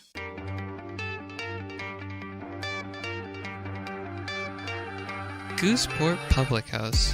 We have sports on 10 big screen TVs, 23 beer taps with classics and crafts, a full bar with creative craft mixed drinks, live music, and most importantly, great fresh food in downtown Roseville off Vernon Street. only 15 minutes from the ballpark. See ya at Gooseport. It's all you. No, I insist. It's your turn. Nope, I think it's your turn. I appreciate you so much. Thank you so much. Go. I appreciate your appreciation. It fills me. Safe drivers save money with Farmers. Just for driving safely? It's a Farmers policy perk. Get Farmers and you can get a safe driver discount simply for having a clean driving record for 3 years. Come on. After you. After you. Safety first. Get a whole lot of something with Farmers policy perks. We are farmers. Bum, bum, bum, bum. Lincoln Potters Baseball. Come on out and join in the fun. Top of the third, Potters and the Admirals tied at 1. Torrin O'Haron back out on the mound for your Lincoln Potters. They'll face Josh Manis, the DH. Then the top of the order, Vinny Bianchina and Garrett Santos. Potters with the base hit with the bases loaded in the bottom of the second. 1 run scored. It looked like the second runner would be granted access to home plate, but Ruben Church stopped at third. He was stopped by the coach at third. And then Johnson, who was anticipating him going, was caught in the rundown between second and third. So that was the end of that inning. It's an RBI single for Jordan Lewis, his second RBI as a Potter. And here's Josh Manis out of Santa Ana, California. Takes that one down low for a ball. 1-0. Josh listed as a pitcher, but he's the DH for the Admirals in this one, as they conclude their regular season as well. Fastball is in there for a strike. 88 from Torrin O'Haron. Only seen a couple of beer bats today, Riley. I need to see more beer bats. I've seen a lot of shaved ice. A lot of shaved ice. Nice pitch right in there for a strike again. 1-2 on Josh Manis. Not as much walking around as I've seen in past games. A lot of sitting and watching the game. I salute the fans. I salute them all season anyway. They've been out here in record numbers. 1-2 pitch. Swing and a miss. Waved at an outside slider. That is strikeout number 3 for Torrin O'Haron. First out of the third inning, and here's Vinny Bianchina. 3 hits on Friday, but Vinny flied out to left his first time up here today. Popped it down the left field line, and Alex Johnson battled the sun and made the catch. So here's Bianchina. Left-handed hitter against O'Haron as Ruben Church moves up a little bit at third base. Pitcher's mound in shadows. Rest of the field basically, that's a foul ball, and it looked like it got Nolan Wilson. So the umpire will walk a new ball out to Torrin O'Haron as they give Nolan a chance to gather his wits, so to speak, and we hope he's successful doing that. And the umpire must have seen the severity because he is actually giving Torrin some words of advice out there, some fatherly words of advice, which is probably welcome, as Nolan sits behind the plate and collects his wits. They're all collected now, and we're ready to go. The umpire, he's going to make the extra wiping home plate off, too. That's a good move. Get your little broom thing, though. Don't just wipe it with your feet. I like when they take the little broom and sweep it. That's fantastic. Because you can make that last as long as you want. You sit there, you stretch out, you whisk it across the way, then you go, I missed a spot. Oh, I love that. If you just kick it with your foot, I mean, come on. 0-1 on Bianchina. The great Sarah photographer behind home plate taking the pictures. That is down low for a ball. She's been all over the place the last couple of games. I have to ask her about the bananas. I think that was last night. Something about the power went off or the lights, electricity cut out or some crazy thing. Fouled out of play. I was trying to read about it on my SAC-B app, but it kept disappearing. I don't know what goes on with that app sometimes. I'll have to have Riley take a look at it for me. He's an engineer, so he knows all about that stuff. 1-2 now on Bianchina, the shortstop for the Bay Area Admirals. That's fouled back to the screen. Just misses our cameras, but it thankfully did miss our cameras, because I'd hate to have to get Stones McCoy out from wherever he's at. I don't even know, and have him do some readjusting. He was up here for a while, and he's just taken off. I don't know. The couch is empty. That's chopped slowly out to second base. Herrera's going to have to hurry. Took a big hop, and he underhands it to first for the out. So 2 outs here in the third, and here's Garrett Santos, who grounded out to first base his first time up. Hit it down to Luke Lavin. That was the one that Luke caught with the flourish and then sauntered his way over to first base and made the tag in time, or tagged the bag in time. And here's Santos, left-handed hitter.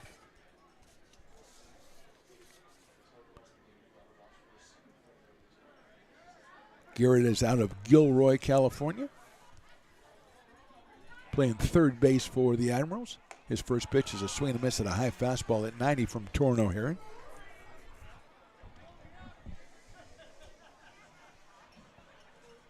Casey Tritorici on deck in case Santos gets things going for the Admirals.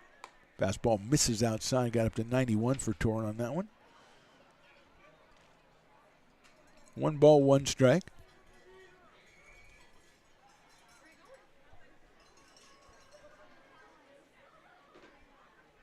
That's in the dirt. 2-1 on Garrett Santos. Church, Chamiso, Herrera, and Lavin on the infield for the Potters. Johnson, Lewis, and Rodriguez in the outfield, and Nolan Wilson is behind the plate tonight. 2-1 pitch high and outside, 3-1. Easy take for Garrett Santos right there. O'Haron's given up 2 hits, hasn't walked anybody yet. He has 3 strikeouts. Gave up a run in the second inning. Out of Rockland, California, and Stanford University. A 2.79 ERA for the Potters this summer. That one sails outside, so it's ball 4. So Santos goes down to first, and here's Tritorici, who grounded to second his first time up. Left-handed hitter. Out of Brentwood, California. 0 for 1.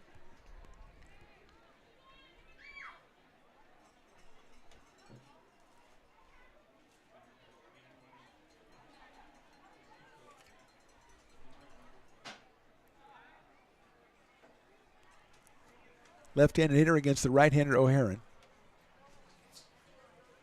That's in the dirt. Nice block by Nolan Wilson, keeping that one from going back to the screen. So he saves 90 feet for Garrett Santos right there. Tritorici coming in today at 250 for the Admirals.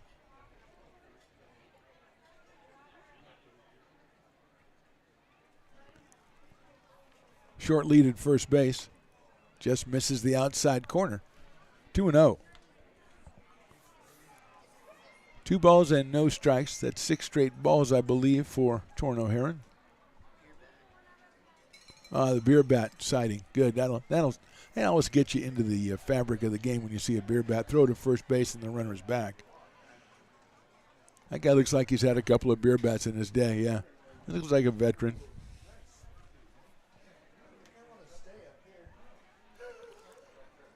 Two balls, no strikes.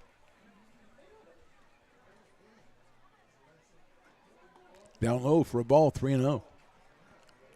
So 2 quick outs for O'Haron here in the third, and now 7 straight balls. He walks Santos, and he's 3-0 on Tritorici. Kurt Wolf, who has a hit, had 2 hits on Friday, has a hit so far tonight, is on deck, the cleanup man for the Admirals. 3-0 pitch is swung on and missed. 3-1. Not rare, as we talk about all the time. Summer ball 3-0 usually is a green light because they're out here to hit the ball. 3 balls and 1 strike on Tritorici.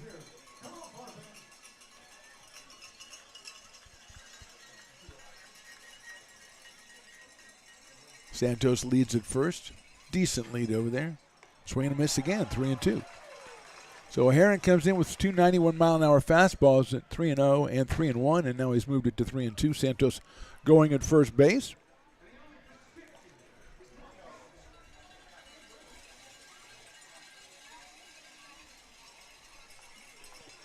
Good cowbell representation tonight. 3-2 pitch coming up. Popped up infield. Looks like it's going to be Church at third base. Makes the catch. Good job by O'Haron to come back from 3-0. Gets Tritorici on the pop-up. No runs, 1 left. We go to the bottom of the third. We're tied at 1.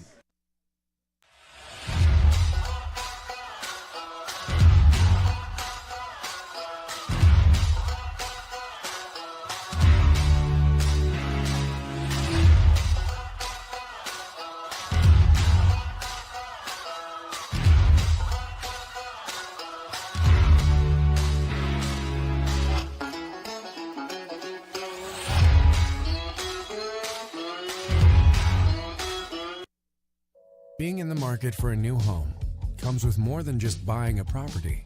It is finding the right house in the right neighborhood in the right community. Since 2005, Lori, with Frey & Associates Real Estate, has lived and worked as a real estate broker in Lincoln. She is passionate about local organizations and volunteers with them as well. She's knowledgeable, she knows, she asks a lot of questions, she gets things done. We still learn a lot from Lori, and she's very helpful, very positive, and has been wonderful, wonderful broker.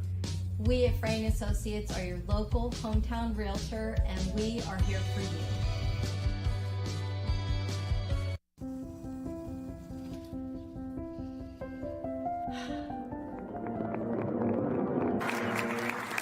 Welcome back, Olympia's 5th grade orchestra. Perhaps there's no place like your home because you made it so at RC Willey. Lincoln Potters Baseball. Come on out and join in the fun. Moving on into the bottom of the third, Will Wentworth finishing up his warm-up tosses. It'll be the top of the order, Zach Chamiso, Luke Lavin, and Patrick Herrera against Wentworth, who's given up 1 hit, walked 3, and hit 1 through the first 2 innings, but has surrendered just the 1 run. Chamiso hit by a pitch his first time up, so he comes up here again. It's like it's Cesar Tamaya taking over the third base coaching box. That's where he was last inning. I had him at first. He was at third. I was informed by Stones McCoy, who just came in and out of here so fast I don't even know where he went. But he came in, gave me the information, and was gone. So here's Chamiso, Zach at .313 on the summer with a pair of home runs, 18 runs batted in. Playing shortstop, played from best we can figure out 7 positions this year, including pitcher. That's not caught, and we don't think he's played center field yet. But other than that, Zach's been everywhere. He's been everywhere, man, and he's up here now. Swing and a miss from the left-hander Wentworth. He has 1 strikeout through the first 2 innings. He's ahead 0-1 on Zach Chamiso. Chopped down to first base. Backhand, it's going to be off the glove of the first baseman in the right field. That's a base hit for Chamiso. Zach hit it to the right of Jack Grant, who tried the backhand only play he could make. And it went off his glove, and Chamiso's down at first. Second hit for the Potters. And it brings up Luke Lavin, who hit into a double play his first time up, 6-4-3. Luke out of Laguna Beach, California, hitting at .280 with a pair of home runs. 15 batted in. Split his time between mostly catcher, and now he's doing a lot of first base, is Luke Lavin. Give him a little bit of variety he can take to the Stanford campus with him. Lavin lines one into right field. That's a clean base hit. Stopping at second is Chamiso as the ball is gunned in from right field. Luke didn't hit it on the nose, but he hit it well enough and hit it in a perfect spot. So 2 hits in the inning, 3 hits in a row actually for the Padres, as the Padres made the last out of the second inning on the bases after the Lewis single. So Lewis, Chamiso, and Lavin have singled in succession, and here's Patrick Herrera, who flied to right his first time up. Patrick at .325 on the season. 4 home runs, a dozen runs batted in. He's followed by Ben Higdon in the Padres order today. Breaking ball misses outside and high, so it's 1-0.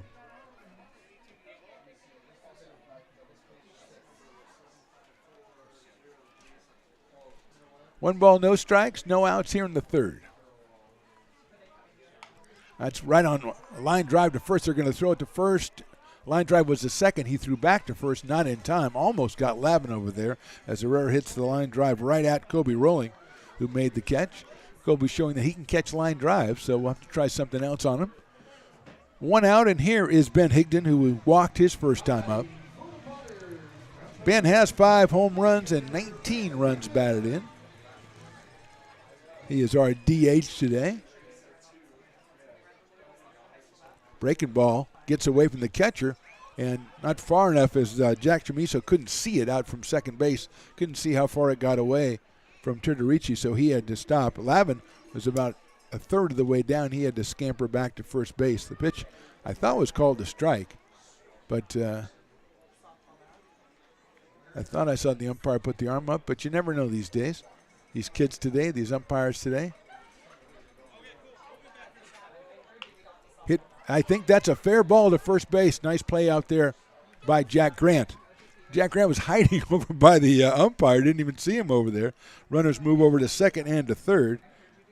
2 outs now, and that's critical. The Potters weren't able to move up on that pass ball or wild pitch, as that would have brought a run in right there. But right now we've got second and third. 2 outs. Here's Nolan Wilson, who was victimized by Kobe Rolling back in the second inning. He hit the line drive, and Rolling made a beautiful leaping, diving catch going to his left to rob Nolan of a base hit.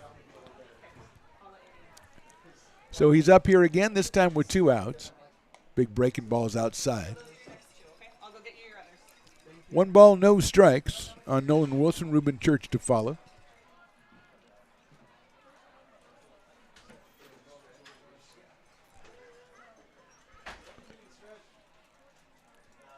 Here's the 1-0 from Wentworth. Hit high up in the air down the right field line, but foul. 1 ball, 1 strike. 2 outs, 2 on here in the third. Last game of the regular season for the Potters and for the Admirals. Potters at 19-15. They've already clinched third place in the CCL North. Wilson hits one foul down the left field line, down the third base line over by the dugout of the Admirals on a breaking ball. 1-2 now on Nolan. Potters travel to Walnut Creek. The Crawdads losing today to the Stompers, allowing the Prune Packers from Healdsburg to grab the number 1 seed in the CCL North playoffs. So it's Potters and Crawdads on Tuesday in Walnut Creek. The winner goes to Healdsburg on Wednesday. 1-2 to Nolan Wilson. It's hit up the middle. That's a solid base hit. 1 run will score. Here comes Lavin. He's coming around third. The throw to the plate's going to be too late. That's a 2-run single for Nolan Wilson, and the Potters lead it 3-1. So Nolan Wilson found a way to sneak it past the second baseman. He got it all the way into center field. Third hit of the inning for the Potters. Nolan now with 23 runs batted in, and it brings up Ruben Church. Ruben with the walk his first time up. Comes in with a .275 average, a quartet of home runs, and 27 runs batted in. Big right-handed hitter out of Maryville, Tennessee, and the University of Kentucky. He's got Wilson down at first base. Takes a fastball in there for a strike. 0-1. I think Ruben would like to have that one back, if I'm putting myself in his mind. 0-1 on Church. Dominic Rodriguez is next for the Potter. Breaking ball. That's a nice looking pitch, but it missed the strike zone, so it's 1-1 on Ruben Church.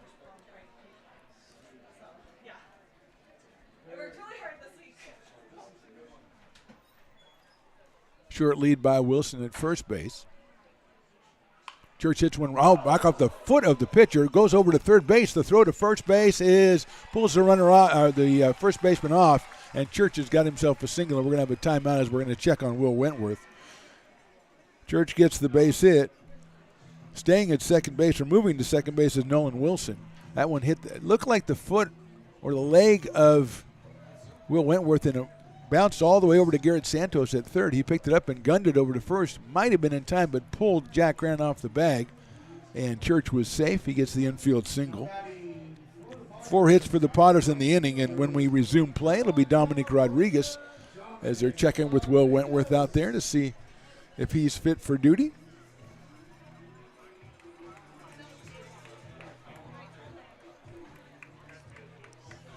And then let's see if they let him throw 1 or 2, but looks like everybody's back to their normal positions here. And Dominic Rodriguez steps in. He took a call third strike his first time, so he is 0 for 1 in this one. 5 hits for the Potters so far in this game. They lead it 3-1. Rodriguez hits a sharp grounder out to Rolling at second base. Has it over to first for the out. So Potters scored 2 times on 3 hits. They leave a couple. We go to the fourth. Potters 3, Admirals 1. Old Town Pizza, a proud sponsor of your Potters baseball, will deliver you a slice that you won't soon forget. Come see why they've been voted the best of the best 12 straight years. Visit otpizza.net to get yours today. But don't take it from me. I think Old Town Pizza should be expanded through the state or even through the country because it's so delicious.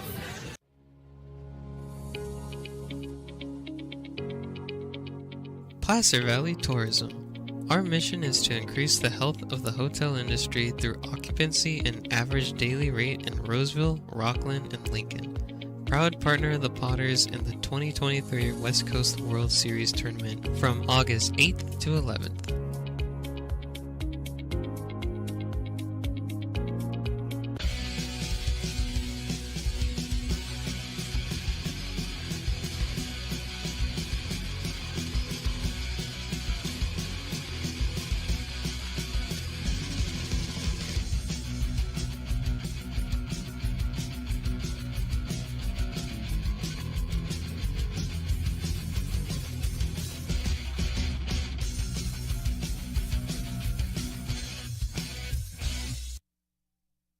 Lincoln Potters Baseball.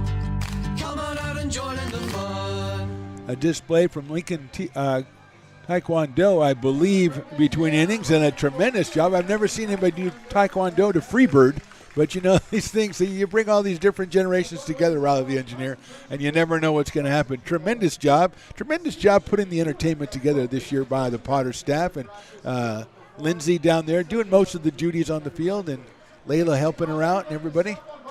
Great job by that crew, and we're ready to get going here in the top of the fourth as O'Haron had to wait for the Taekwondo to finish before he can go out and start throwing his warm-up tosses. So I will urge you once again to check out the interview, which should be up tomorrow, I think. Probably will give Riley a little time. We interviewed the intern, Stones and I interviewed the intern class of 2023 and had a great time talking with Lindsay and with Layla and with CB and Zip Tie and, of course, Dylan the volunteer. There's some stuff in there, behind-the-scenes stuff that you may not want. You know, I've tried to put a disclaimer up there so you know spoilers coming, but hopefully you will heed them if you don't want to hear the behind-the-scenes of what goes on. You know, kind of the nitty-gritty out here at McBean Stadium. But a great time, a bunch of great kids out there, and we will follow them in the future. And a lot of them seem like they're going to stay in the game of baseball, so that is great to know. And plus, Layla playing for the Syracuse softball team, and says that she will write Phantom and Stones on her cleats during a game, and that will be probably the greatest thing that's ever happened ever in the history of the world. So we're ready to go here in the top of the fourth.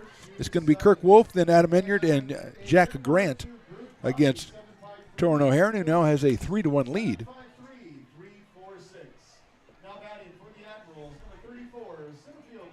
So here's Kurt Wolf. 227 on the season for Kirk. Had a single his first time up, hit a high chopper over the head of Reuben Church at third base. Takes a breaking ball in there for a strike, 0-1.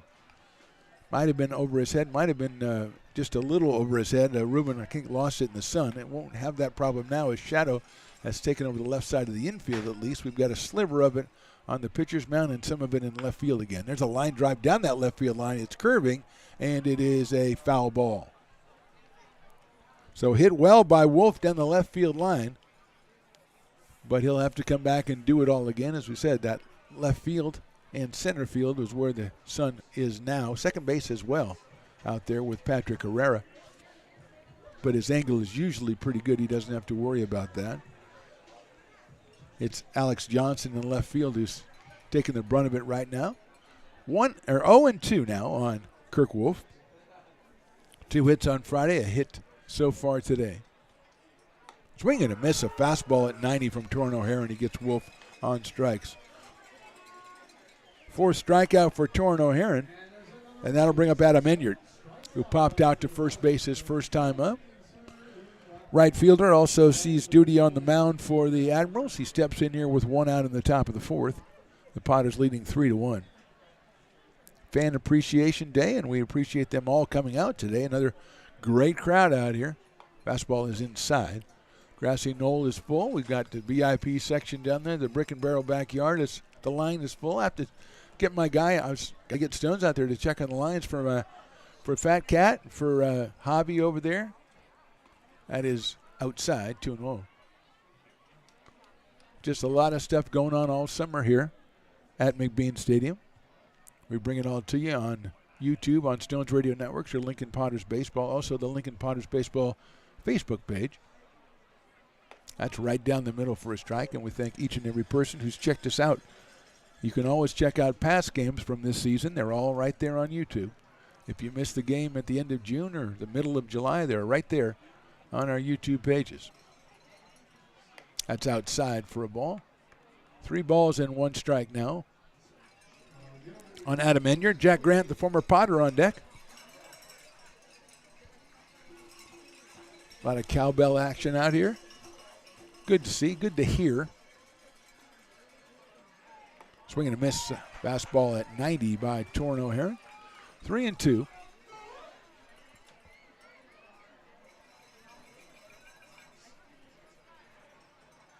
Three balls, 2 strikes, 1 out, 4th inning. Fastball misses outside, ball 4. So Enyard will go down to first base. That is the second walk given up by Torrin O'Haron. And Jack Grant comes up to the plate, looked outside from here as well. Got all the fancy, you heard, well, if you heard the interview, then you heard CB talk about the TrackMan and everything. We got all the fancy technology up here.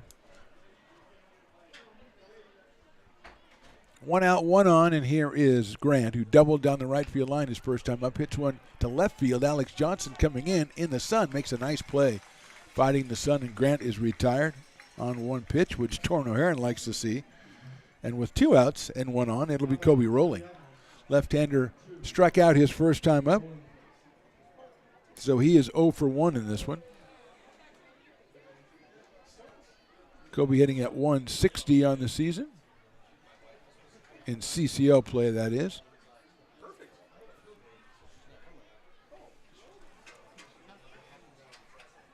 Left-handed hitter, here's the pitch. High for a ball, 1-0. 1 ball, no strikes on Kobe Rolling.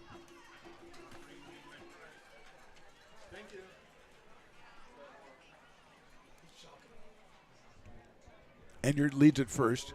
Rolling takes a fastball in there for a strike at 89 from Torrin. 1 ball, 1 strike. Reminder, we're talking about this as the final regular season home game, and it is, but remember that after the CCO playoffs next week, there is the West Coast World Series coming up. Swing and a miss. That goes from the 8th through the 11th, an 8-team tournament, including your Lincoln Potters, the West Coast Kings, the Filipino national team, and a lot of the teams that we've seen in the past. Check out LincolnPotters.com for ticket information and for schedules on that one. Rolling takes outside. $25, I believe when we talked to Matt Lundgren, he said $25 gets you an all-tournament pass for every game, 4 days. That's pretty good. That's pretty good. There's a lot of baseball to watch. And last year, the Potters took care of the Filipino national team in the final. That was a tremendous game, a tremendous series last year. So that starts on August the 8th. Foul back by Rolling.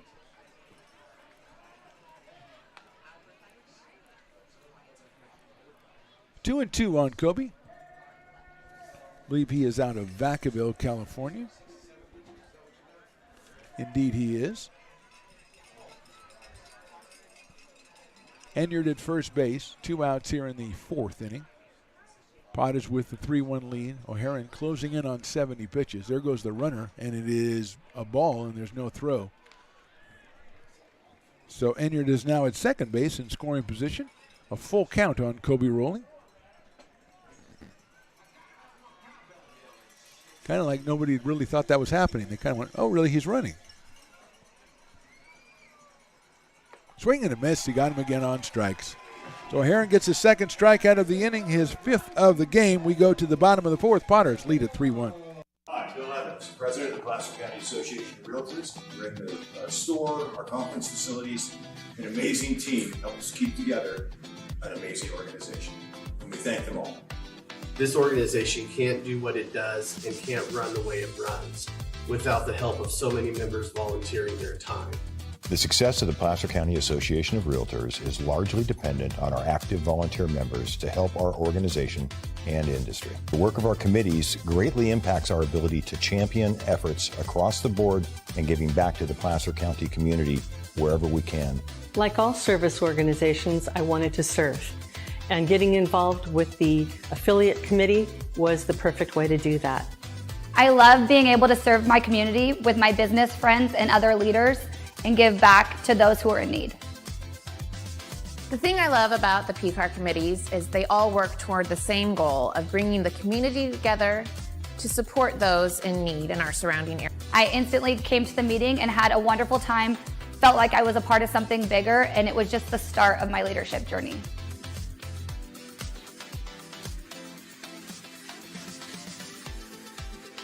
Loomis Basin Brewing Company, a proud sponsor of your Lincoln Potters.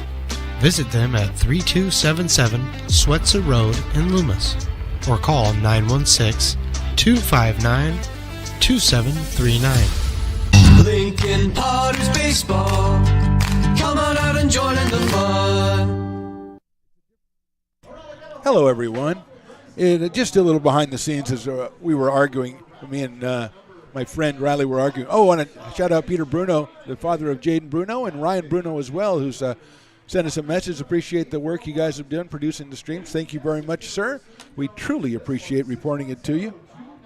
So it's Dom Prosecco is going to be the pitcher. So Prosecco is going to come on in place of Wentworth. Prosecco from Lodi, California. And he will face, looks like Alex Johnson to start us off. So Don Prosecco comes in. And it turns out the argument between Riley and me was won mostly by me, I think. I think it was mostly by me. So that's all I need to know. I don't care about anything else. Johnson walked his first time. Here's Prosecco's first pitch. It is a nice fastball in there for a strike at 91. So it is 0-1 on Johnson. Jordan Lewis to follow. And then Zach Chamiso for the Potters. Fouled out of play. 0-2 quickly on Alex Johnson. 8 for 22 in his stint as a Potter with a home run and 7 runs batted in. 4 of those in Friday night's game, which the Potters won 8-5. So Alex, the player of the game in that one, has the 0-2 coming. Outside with a breaking ball.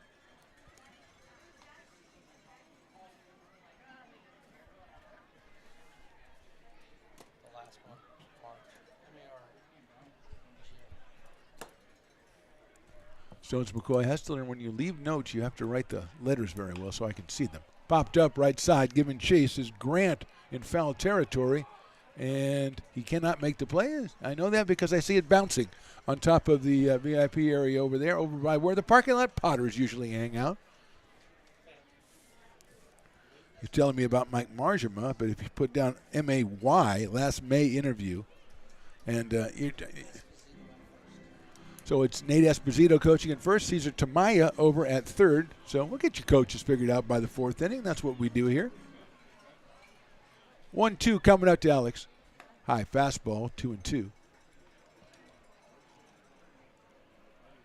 2 balls, 2 strikes, bottom of the 4th.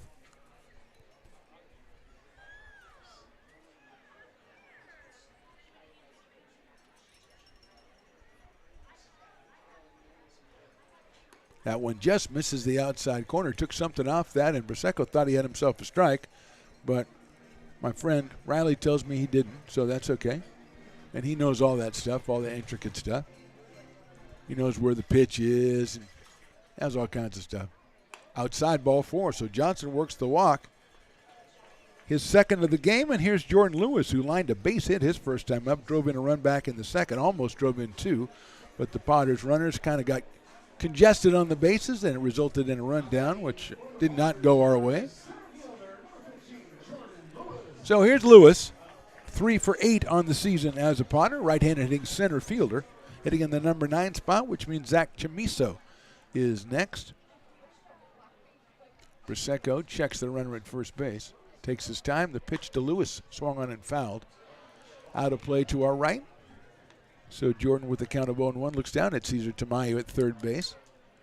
We'll have our final interview with Mike Marjama this year in the top of the 5th inning. I've always looked forward to that, talking to Mike, bringing a varied amount of baseball knowledge from every level of the game. There goes the runner. It's outside. The throw to second base is going to go into, nice play out there by Rolling. I thought that was going to go into center field.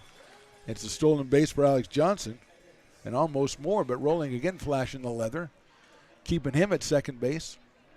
1 ball, 1 strike now on Jordan Lewis. He has 2 runs batted in on the season, looking for number 3 here.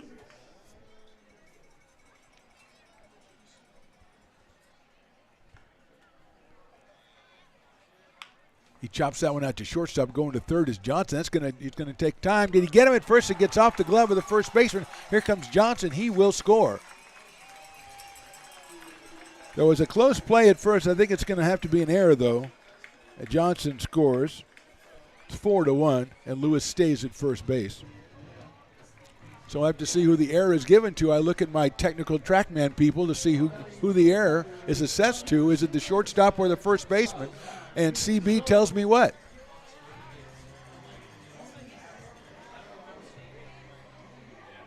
You can't say, I don't know. You're CB. You're the TrackMan. Oh, I see. The score is a zip tie. Well, then he's not. He's talking to Stones. Oh, my gosh. Throw over to first base, and the runner is back.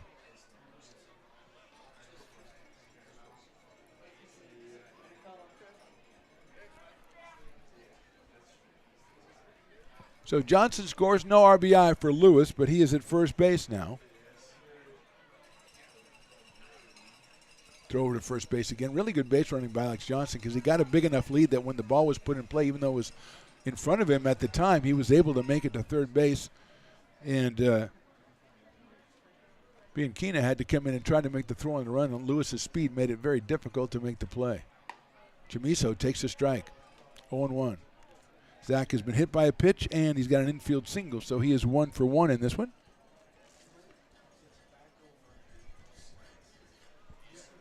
Left-handed hitting, let's see what he is tonight. Shortstop, Zach Chamiso. I always have to double-check with him. There goes runner, swung on and missed. That's a good throw to second base. The tag is applied. He is out at second base. I don't know about that, but he is out at second base. Good throw by Turturici down to second. The tag applied, and Lewis is out at second base. 1 out now, and Chamiso 0-2 on Zach Chamiso. Luke Lavin to follow for the Potters, who have scored once here in the 4th inning. Chamiso takes a fastball outside at 91 from Don Braseco, who's the second Bay Area Admirals pitcher. Will Wentworth went the first 3 innings. Gave up 5 hits and 3 runs. Struck out 1. 1-2 to Zach. Look out, that hit him again. So his second hit by a pitch. Riley is very upset. That one looked like it was a little bit more problematic than the first one. That one got him. He's kind of got a hitch in the giddy-up going down to first, and JP's going to come out, say, Zach, you know, I want to take a seat. And Zach's going to say, no, I do not want to take a seat, even if my leg fell out. It looked like it was the left side of the calf there, perhaps. And he makes it down to first base without assistance. And here's Luke Lavin, who was grounded into a double play and singled. So Luke is 1 for 2 in this one. Scored a run back in the 3rd inning. Really hard. That was a tough one for Zach because it was kind of right behind him, but kind of right at him, and nowhere he could go to get away from that one. He's been on base 3 times, 2 of them with hit by pitches. And here's Lavin. Swing and a miss at a fastball at 90 miles an hour from Braseco. Or Braseco. Either way. 0-1.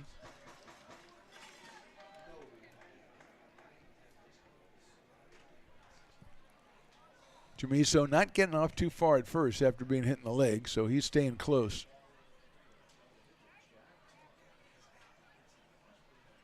That is a high fastball from Braseco. 1-1. Yeah, Zach's playing it pretty close to the vest down there at first base. Patrick Herrera on deck for the Potters. They've scored once here in the 4th. They lead at 4-1. Trying to grab their 20th CCL win of the season.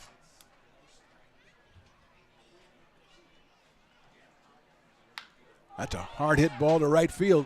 Going back, and it is down in right field. Lavin going into second. He slides. The tag is made, and he is safe. So it was over the right fielder, Enyard's head. Enyard recovered it quickly, got it into second, and Lavin slides in for the double. Moving to third is Chamiso. And the Potters are in business again here with 1 out in the inning.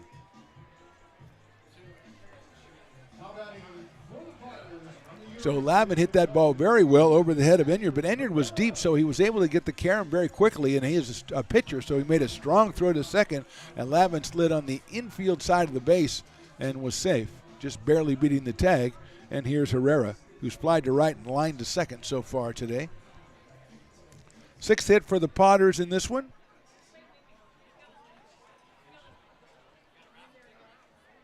Herrera takes the fastball from Baseco outside. Ben Higdon to follow. 1 run in, 2 on for the Potters here in the 4th.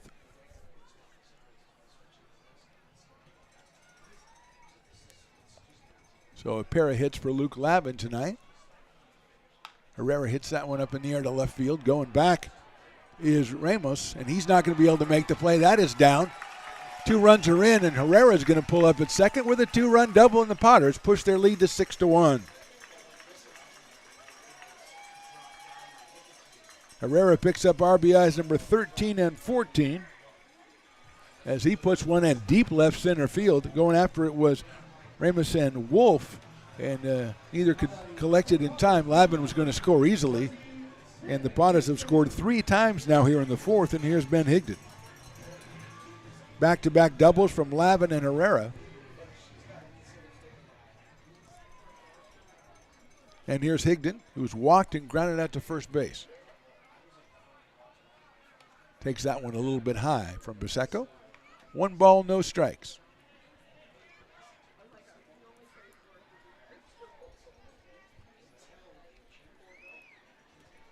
Herrera at second base.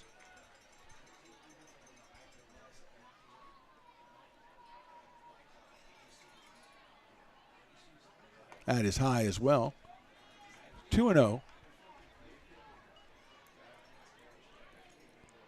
A walk to Johnson. Lewis reached on an error. Johnson scored on the overthrow. Chamiso's hit by a pitch. Lavin and Herrera with the back-to-back doubles, and now Higdon with a 2-ball, no-strike count. Swing and a miss at a fastball. That got up to 91 from Baseco. 2-1 on Ben Higdon. Ben with 5 home runs, came in at 255 today. 0 for 1 with a run scored so far in this one.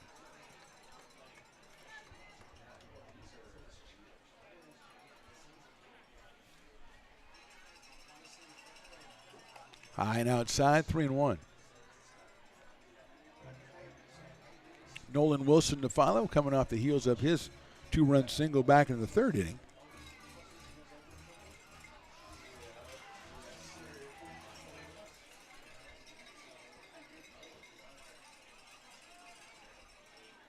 Higdon takes a fastball. It's a call strike. Pushes the count full at 3-2 on Ben.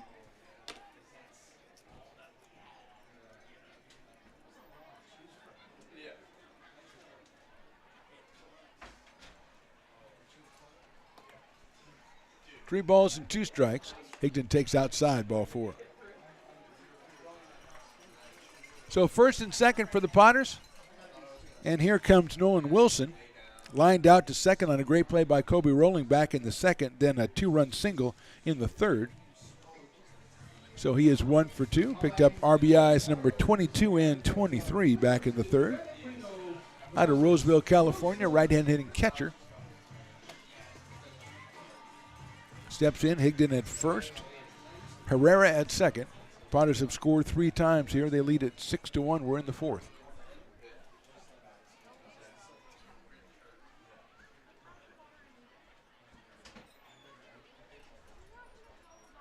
That is in there for a strike. 0-1, off-speed pitch to Nolan Wilson. Looks down at Cesar Tamaya down at third base to get a little bit of advice, guidance perhaps, a little counsel. 0-1, the right-handed hitting Wilson. Played first base, played catcher for the Potters this summer. That is on the corner for a strike again off-speed. 0-2 quickly on Nolan Wilson, who has a couple of questions for the umpire. Question, where was that pitch? The answer was a strike.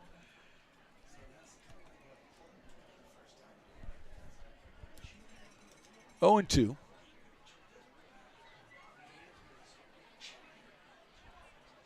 Sails outside. 1-2.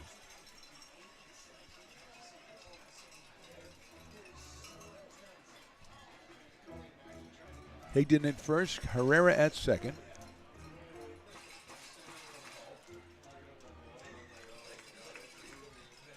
Here's the 1-2 coming up to Nolan Wilson. That's fouled out of play. Stays at 1-2. Nolan, as we said, came in at .321 for the Potters. Had a couple of 4-hit games a couple of weeks ago as the Potters really kicked it up over the last half of the month of July, going 8-3 over the last 11 games and winning 4 straight CCL series to solidify their hold on third place. 1-2 coming up from Braseco. Line drive center field. That is a base hit. Let's see if they send the runner around third. The throw coming to the plate. A little to the right. The slide. He is out at the plate. Herrera is called out at the plate. Excellent throw from center by Kirk Wolf. Herrera thought he got in under the tag, but he is called out for the second out of the inning. Excellent throw, as we said, by Wolf. Higdon stays at second base. Wilson now at first. Third hit for the Potters in the inning, and Wilson has a couple of knocks in this one. And Herrera did everything right. He comes in. It was a fine throw, and that's the bang-bang play at the plate. And here is Ruben Church, who was walked and singled in this one. So Ruben is 1 for 1. 2 on, and now 2 outs in the fourth. There goes the runner. The pitch is a strike. The throw to third is not in time. And stealing third base is Ben Higdon, his second stolen base of the game. He stole that one on the pitcher as he took off. Nice throw from Turturici behind the dish. He almost got him and threw it down to Santos, but Higdon got too big of a jump. Staying at first base was Nolan Wilson. 1-0 now on Big Ruben Church. 4 home runs, 27 batted in. Throw over to first base to try to get Nolan Wilson. He is back. Jack Grant covering over there. Handling first base for the Admirals. Dominic Rodriguez on deck. It's all about Ruben Church right now. He'd love to get to 30 runs batted in, I think, for the summer, wouldn't he? Throw to first again. And that one a little offline from Braseco. No activity in the bullpen. Braseco already over 30 pitches in this inning. Potters with 3 runs on 3 hits. They got 1 walk and 1 hit by pitch and 1 error from the Admirals. Ruben takes inside on a fastball. 2 balls, no strikes on Ruben Church. Came in at .275 with those 4 home runs and 27 runs batted in.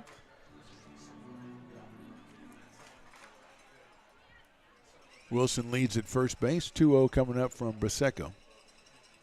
Church hits it sharply out to shortstop. Throw to second base for the force, and that is the end of the inning. Potters score 3 times on 3 hits. They leave 2. At the end of 4, they lead at 6-1. Lincoln Potters Baseball. Placer County's best-kept secret is back for another exciting summer at historic McBean Stadium. 33 action-packed home games loaded with fun for the whole family. Local beer, wine, and eats. Fireworks, giveaways, theme nights, kids zone, and more. Come join in the fun and enjoy small-town baseball with Major League Entertainment. Tickets on sale now at LincolnPotters.com. Lincoln Potters Baseball. Come on out and join in the fun. Top of the 5th inning, Potters lead at 6-1. It's a bittersweet moment for me because last time during the regular season, I get to chat with Mike Margema down in the Potters dugout. Hi, Coach. Phantom, what's going on, man? How are you? Hanging out. I just want to ask you a technical question before we start. JoJo came out at the Potters, the Piper race, and picked up a kid and ran around the bases with him. Is that legal? Can you do that? Are you sure that was JoJo? I thought it was just another one of the kids out there. Okay, you're just one of the bigger kids? Yeah, I mean, yeah. He was moving very quickly, Coach. Hey, Phantom says you were moving quick. JoJo, what you got? Phantom said that you were moving quick out there. What do you got? That was no stretch, too. That was no stretch, Phantom. That's what he said. He said that was no stretch. He exploded out there. I thought he was going to catch the leader, but he was just a little bit too far behind off the start. He's doing it for the kids. He's got to let them win. He always does it for the kids. Piper did not do it for the kids tonight. Piper did not deliver. Coach, great job over the last 2 weeks for you guys, winning 4 straight series.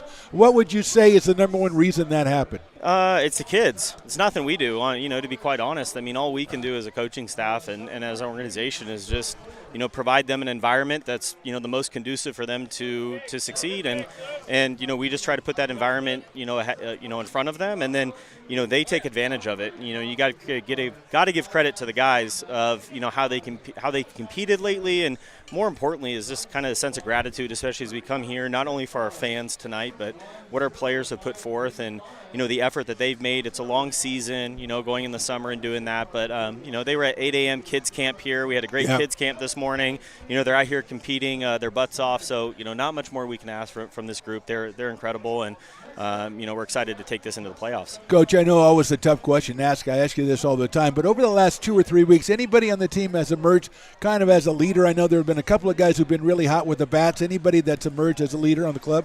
Yeah, I think it's we kind of don't really have a true leader. I mean, we do have turnover, right? We have guys coming in, leaving, and things like that. But what we do have is we just have a really good group of guys that just like being around each other. I mean, they come in and, away from the ballpark, they're doing things together and having dinner and, doing those type of things. So, it's been a real collective effort, and you got the guys here a little more local. It's nice having Craig back and, Chamizo and some of the local guys here. So that's always been great and helping, show the guys around. So, I wouldn't say we've had a true, real leader. We've just had a really good group of collective guys, and that's really helped us the second half. Coach, let's talk about Torrin O'Haron. He's the kind of guy that we see out here. He looks good. He doesn't get all the work when he's at school. He comes out here. He has a good summer. He looks like one of those guys that can really benefit from playing during the summer and playing as well as he's been pitching this summer. Yeah, absolutely. I mean, I don't think it's a mystery. Stanford's losing quite a few guys, and they're not going to have a ton of guys coming back, especially on the mound. And so,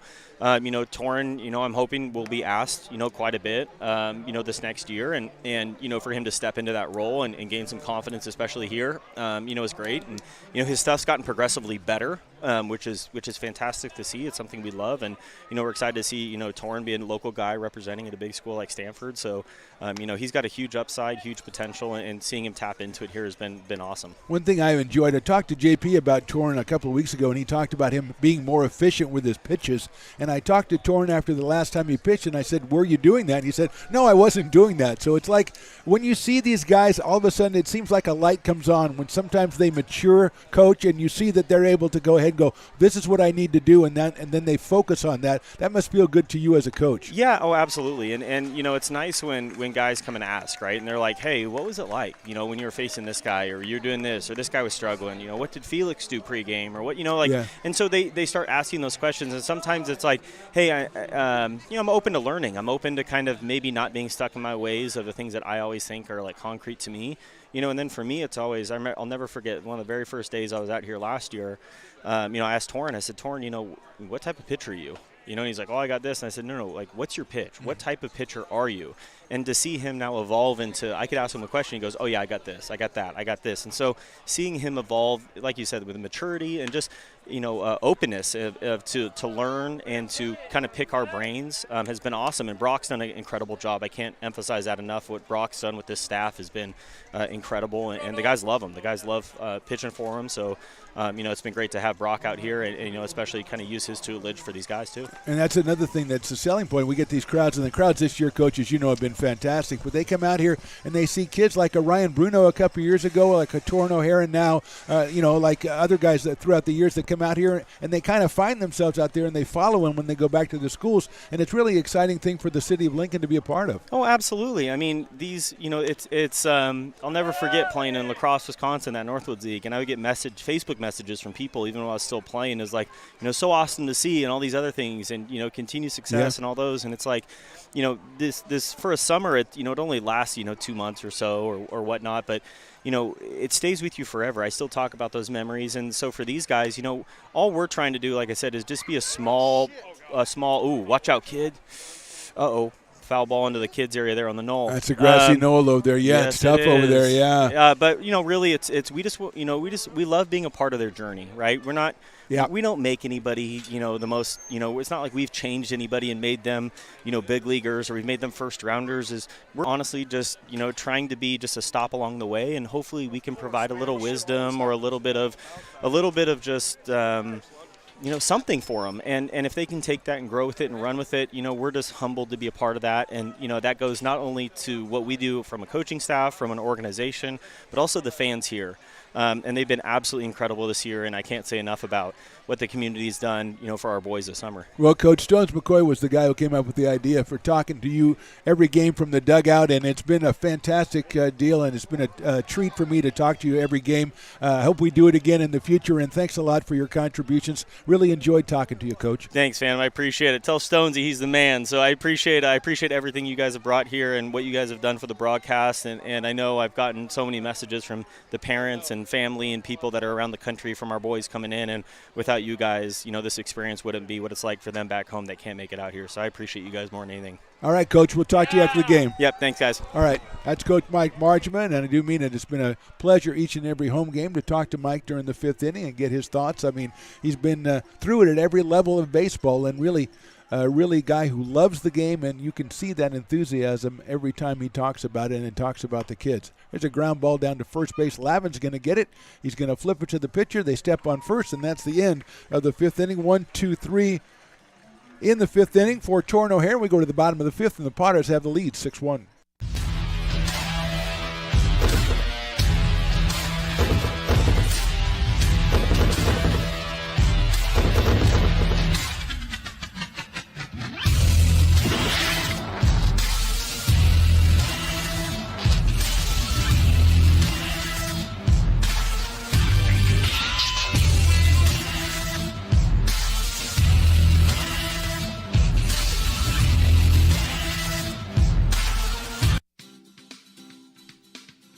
Air Design Incorporated, where you feel the difference. We are a locally owned and operated heating, air conditioning, and custom sheet metal company committed to the highest quality of craftsmanship at a competitive price. Our trained and certified technicians have the knowledge and experience required to install, maintain, or repair your home comfort solutions. Our upfront pricing gives you the peace of mind because you know your price is locked in. Call Astro Air Design Incorporated today.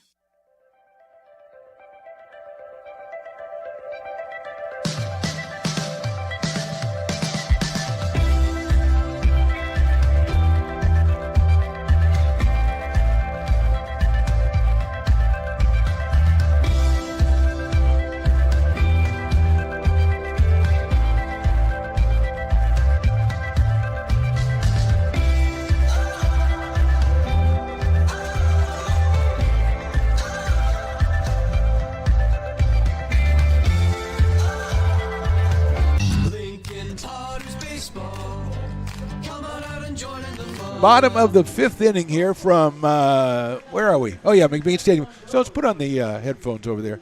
Jones McCoy, I finally got him up in the booth, and so I've got to take advantage of it. Before we even start, Mike Marshama, who I just sang your praises to, says, tell Stones he's the man. No. Contractually, I'm the man. Yes, you are. You know that. It's my contract with Stones Radio Networks. I have to be referred to as the man. That's why I said, no, I'm not the man. Yeah, okay. Anyway, kudos to you once again for setting that up, getting that idea, that notion that, hey, it might be good to talk to this guy every game, and it's really turned out great. Mike is just one of those individuals that when you start talking to him, and you especially start talking to him about baseball, you got to talk to him as much as you can to get all of that information. And he was really, really willing to do that this year, and I really thank him for it. Yeah, one of the best commercials, if you will, for the Lincoln Potters I can see. There's a ground ball foul. It's Dominic Rodriguez, Alex Johnson, and Jordan Lewis. But I wanted to ask you also, Stones, as you sat in on this, I think historic making interviews that we did before the game. Yeah, I want you to tell people. Now, I've been telling them to wait till tomorrow. Yes. I give Riley a little bit of time to put those interviews up on the YouTube channel separately, but I've been telling them that they've got to go out and check this out. And you were there. You tell me what you thought. I thought that, well, first of all, I thought they went better than we could have ever anticipated. And that's all credit to the subjects. To the subjects, and that's exactly what I was about to say, is that, when you have good people, makes for really good interviews. And that's what we had this year. And our intern group this year was one of the best. Now, I'm not going to call them the best because we've had really good ones. Well, but they're top one to of bottom, the best. though. They're one of the best.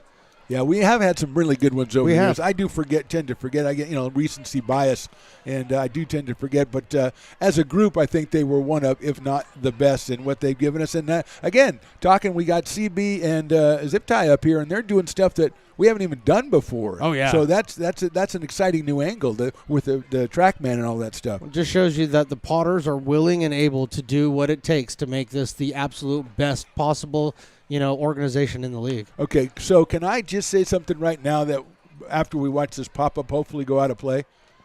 It did. I'm going to start this crusade for next year. Okay, I know you're on the bandwagon. I'm always on your bandwagon. I'm looking right now at one of the highlights of last year, which is our bobblehead, the incredible Stones Radio Network's bobblehead. Can we start out right now? There's a gentleman to my right we did who this last needs year. to Let's have do a it now. bobblehead. Willie Preston, so 2025. Let's start it off right now. It would be 2024, but that's Oh, okay. yeah, whatever. I know you've Sorry. been drinking. Yes. But can we get the bandwagon started now that 2024 is the summer of Preston? Summer of Preston Not Billy starts Preston. now. Yes, I think we need to go ahead and get Willie Preston his own bobblehead or some sort of recognition I by couldn't this agree more. organization. Yes. Let me hear it from the whole booth. The whole booth Listen, is going the to booth say yes. says yes. We get Willie Preston. It's the summer of Preston. It is the summer of 2024. Preston because there is nobody. I'm not going to say he's the best, because a lot of people put out a lot of effort for this team. Yeah. There is nobody who does more for the team than Willie Preston. No, you're without a doubt. And you know what? I mean, I know Ray is the honorary mayor of Lincoln. He is the honorary mayor of Lincoln, as And- Alex Johnson's hit by a pitch. And he will be that. But you know what? If anybody would step in to take over that position, okay, I'm telling you right now, the great Willie Preston Are you saying would be him. Are you saying a I'm just bobblehead telling with you. Ray and Willie on the same time, like our bobblehead? No, I don't. No. Willie gets his own bobblehead. Okay, I'm just good. saying that Yeah. he has come to the status of he is potential honorary mayor of Lincoln. Exactly. I like where you're going on Yes. that. Yeah, because when you start the lineage of honorary mayors, you start with me. You go to Ray Garcia. Yes. You've got to prop that up. You gotta prop that up. Willie's the only guy that can do that. You bet. Do I have to knock this guy out? Yeah, He's you trying might get in have front of to. me. I don't know. He might He's be a from big Tennessee. dude. I don't want to. Jordan Lewis is at the plate. Jordan is singled and reached on an error, so he is 1 for 2. Playing out in center field for the Potters. 1 on and 1 out here in the 5th inning. Potters lead at 6-1. Stones McCoy joining me on the call as we start the Willie Preston 2024 bobblehead bandwagon. And also there's a line drive to left field. That's another hit for Jordan Lewis. He is 2 for 3. And with that hit, that gives me a chance to just let everybody know that it's Willie Preston 2024. We make the bobblehead. Let's go, people. Okay, that's a terrible slogan. But it was the only thing I could come up with. Willie Preston 2024, we make the bobblehead. Come on, people. Well, I'm talking to the people. Workshop that to CB. I'm talking to the people that are are going to make the bobblehead. Oh, I see. Oh, You okay. know? Well, that's Nolan, isn't it? Well, I wasn't going to call him out, All right, but got to okay. be quiet now because Zach Chamiso's up, and Riley, the yes. engineer, needs quiet to watch Zach's at bats. The Zach of all trades has been hit by a pitch twice and single. And Riley does not like it when Zach is hit by a pitch. No, he threw the pin last He time. did. He almost reached me with it, and he's 2 feet away. He's got to work on the arm. First and second, 1 out. Chamiso pops it foul back to the screen, so it's 0-1. Yeah, it's a great interview. Check it out on YouTube starting probably tomorrow with the interns from the class of 2023. And a lot of people in there that really love the game of baseball, which is nice to see, Stones. Absolutely, and they've all contributed in some way to the game prior to coming here, and now they're giving back. And that's what I think they all kind of think it's all about. 0-1 to Zach. He hits that one foul down the first base line. Activity in the Potters bullpen. I don't see anything right now. Well, we see something in the Admirals bullpen, but just milling around over there. Luke Lavin on deck as Chamiso with an 0-2 count. He's got Johnson at second. He's got Lewis over at first. Inside for a ball. Almost hit him, so we look over at Riley and see how he's taking that information. 1-2. I just looked down. I didn't know my son, Riley, has a list of things that, and we're not going to talk about it, but he's got a list of things that. Yeah, he's got. I like. He's trying. He is not really baseball intensive as of yet. He's trying to get into the game, and I applaud it. There goes the runners, but fouled off by Chamiso. He knows. I told him. I said, look, as Riley has come out, I think we can say this, that he enjoys being the engineer for baseball broadcasts and stuff. And I said, let me give you a tip. If you're going to do that, you need to learn more about the game of baseball. Absolutely. Because people are going to try to communicate things to you, and if you know the shorthand and you know what that means, it's going to help you, and it's going to make you a better employee. He said it right there. He could have just said that. Willie, DJ Preston bobblehead 2023. It's about darn time. I thought he was. I thought it was Professor Rockola. Okay. Yeah. Oh, but yeah, we got to change it to 24 though, don't we? Because the 23 has kind of gone by the wayside. But I'm down with that. I'm in. I'll co-sign that. Yes. I like it, Willie. I started the whole thing. Of course I will. That's fouled out of play again by Chamiso as Johnson takes off from second base.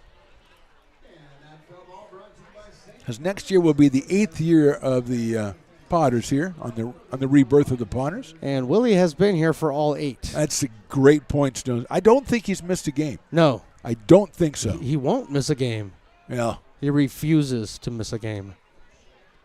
If he needs to do a hologram, he will do that. 1-2 on Zach Chamiso. Johnson dancing around at second, and I do mean dancing. Chamiso hits it sharply down to first. Grant knocks it down, picks it up. He's going to step on the bag and get Chamiso at first. Good play by Jack Grant to get Chamiso. Runners move up to second and third, so 2 on and 2 out. And here's Luke Lavin, who grounded into a double play, singled in the third, and then doubled in the fourth. He scored 2 runs so far in this one. Left-handed hitting catcher / first baseman from Laguna Beach, California.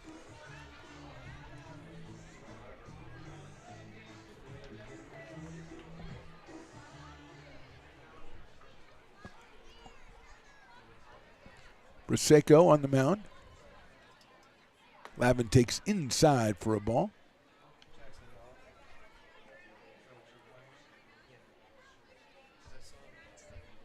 One ball, no strikes on Luke. We're in the bottom of the 5th. Potters have a 6-1 lead. Prosecco, the second pitcher for the Admirals. Luke takes a breaking ball in there for a strike. 1 ball and 1 strike. Yeah. Patrick Herrera on deck. Looks like Jackson Nove. Jackson Nove is out. The left-hander. Yep. Warming up for your Potters. Out of University of Kentucky. Jackson Nove, the left-hander from Fairfax. I believe that's Iowa, or it might be Louisiana. It's hard to tell with the letters they have here. That's inside. Nice block by Tudorici. Definitely saved a run there for the Admirals, and it's 2 balls and 1 strike on Luke Lavin. Singled and scored in the third, doubled and scored in the fourth. Came in at 280 with a pair of home runs and 15 runs batted in. Almost added another home run. Hit the ball over the right fielder Enyard's head back in the fourth for his double. 2-1 from Prosecco. Outside, 3-1. Patrick Herrera to follow. Coming off the heels of his 2-run double back in the fourth. Luke Lavin, 6'4", 210 pounds. Headed to Stanford in the fall. Waiting for the 3-1 pitch. Outside, ball 4. So he is on for the 3rd time tonight. That loads the bases for the Potters and brings up Patrick Herrera, who's already picked up 2 runs batted in today with a 2-run double back in the 4th inning. He is 1 for 3, lined out to second, flied out to right. 4 home runs, now 14 runs batted in, and a .325 average coming into the game tonight. He's up here against Prosecco.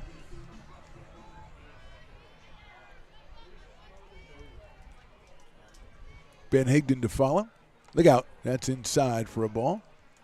I think they really hear me when I say that. What do you think, Stone? I think they're jumping out of the way because they got an earpiece in. I think you're right. Well, they should listen to the game. Well, the fans should. I don't know about the players, but the fans should be checking out the game. Even though they're here, they should be experiencing it through the Stones radio networks. Herrera pops that one down the right field line, giving chase is Jack Grant, and reaches up and unable to he make makes that. the catch. Oh, he did not make the catch. Okay. I heard the oh, and I didn't know if that meant he caught it because I thought Potter fans would be going, oh, because he didn't catch it. Yeah, and unfortunately reached that hand out there, went off the glove. Fortunately for the Potters, it hit the ground. Yeah, unfortunately. Well, Jack knows that going over in that area is kind of a no man's land out there in bullpen area anyway. So very tough play. Second baseman, maybe if you have that angle, it's easier. First baseman, you're basically going straight back, and that's a really tough play. So 1-1 now on Herrera. As we've got the Tom Maley Moon out here today, just brother. thinking it. Oh, my gosh. Moon Maley. Don't let Moonman Maley know about that. Maybe he meant that's the one that took the ball that time. Nice breaking pitch in there for a strike. That one just kind of, the Moon moved it over a little bit too far for Jack to reach it. I'm not sure if that Moon is more full or less full. No, I think it was less. Moon Maley, I think, was more. I think it was and it was full. over here, too. Yes, it was. It was left center. The Moon has moved over to right center. It's playing him to hit to right center. 1-2 on Patrick. Let's see if the theory's true. Outside for a ball, and that gets away, and here comes runner in from third, and he will score on the pass ball. Throws a little bit too late, and Alex Johnson comes across. Second and third now for the Potters. They've scored their 7th run of the game. That one just went right through to Ricci. And very alertly, Alex Johnson scores. Lewis now is over at third. It's Lavin at second. A 2-ball, 2-strike count now on Patrick Herrera in the bottom of the 5th.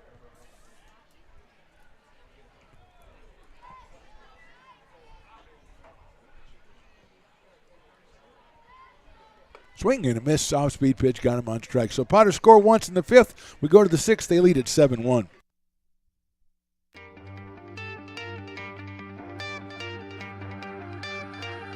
Gooseport Public House. We have sports on 10 big screen TVs, 23 beer taps with classics and crafts, a full bar with creative craft mixed drinks, live music, and most importantly, great fresh food. In downtown Roseville off Vernon Street. Only 15 minutes from the ballpark. See ya at Gooseport.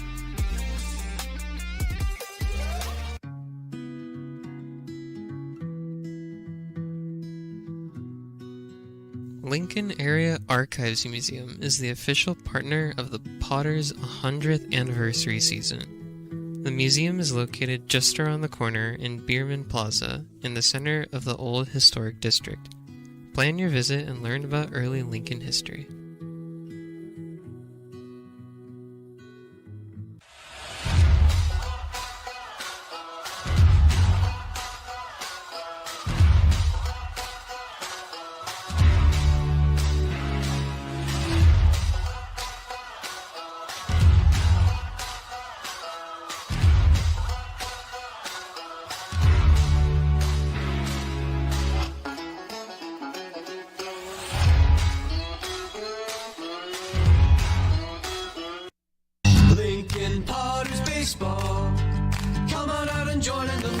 Top of the 6th, Potters with the 7-1 lead here in the final home game of the regular season 2023. Jackson Nove, the left-hander, comes in for the Potters. He will relieve Torn O'Haron, who went through 5 innings, gave up 2 hits, 1 run, walked 2, and struck out 6. So another excellent outing by Torn O'Haron, looking to lock down his first win of the season.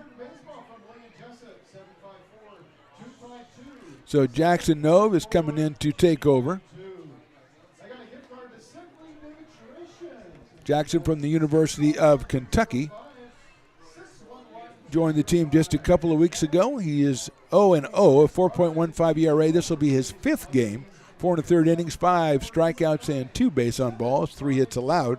So the big left-hander will face Garrett Santos, Casey Tritorici, and Kirk Wolf. 2, 3, and 4 for the Admirals here in the 6th. First pitch is outside, I suppose, for a ball. 1-0 on Santos, who's grounded to first and walked. So he is 0 for 1 in this one.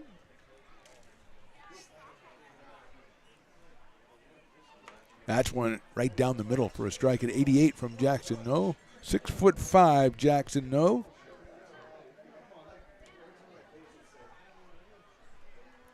One ball, 1 strike. Check swing, did he go? Yes, he did, according to Mr. Umpire. 1-2.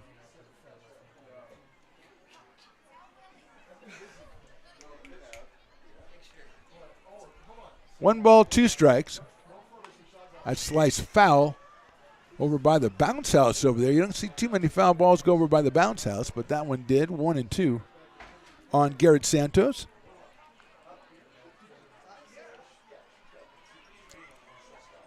No from the windup.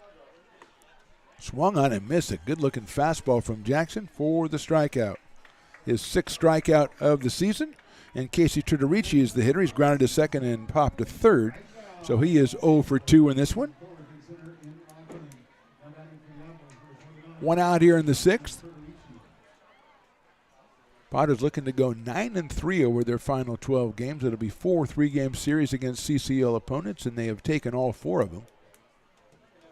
That's in the dirt for a ball. They will take on CCL opponent number 2 seed Walnut Creek Crawdads on Tuesday down in Walnut Creek. I believe that game would probably start at 5 o'clock in the first round of the CCL North playoffs.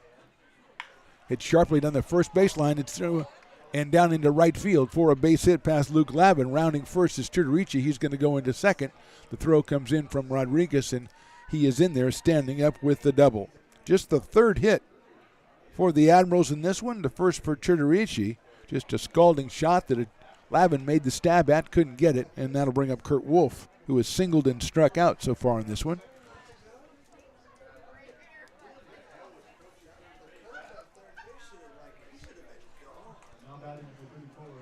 Kurt Wolf out of Martinez, California, came in at 227. Had a couple hits on Friday against the Potters. The game the Potters won 8-5. They won last night at the Admirals 13-4. That fastball is inside for a ball. 1-0 on Kurt Wolf. He's followed by Adam Enyart, the right fielder. Wolf out in center field tonight. So Turturici at second, 1 out here in the 6th. Another fastball inside, 2-0. 2 balls, no strikes on Kurt Wolf. Just 3 hits. Torrin O'Haron gave up 2 over 5 innings and struck out 6. So another good outing by the right-hander out of Rockland. Nice breaking ball from Jackson. No, that is in there for a strike.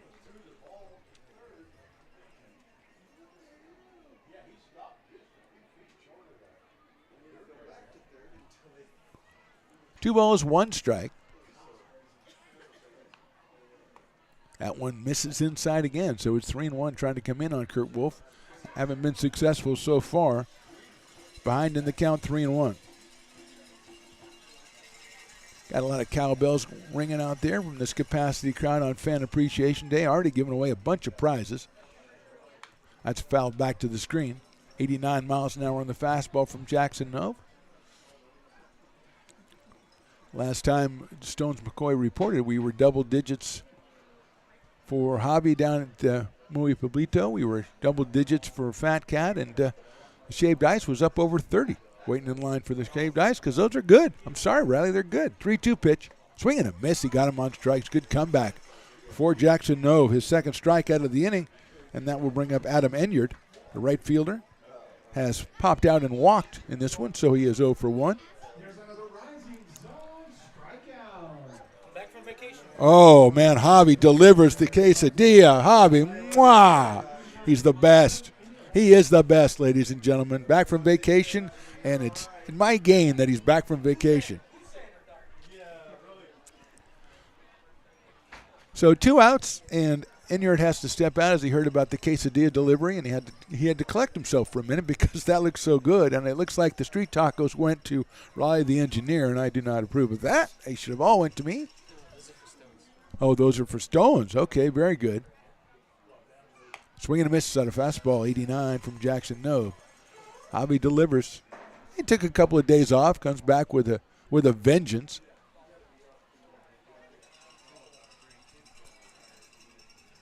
Oh, and 1 now on Enyart. Swing and a miss again. That one took something off to Jackson Nove at 83. And it is 0-2 on Adam Enyart.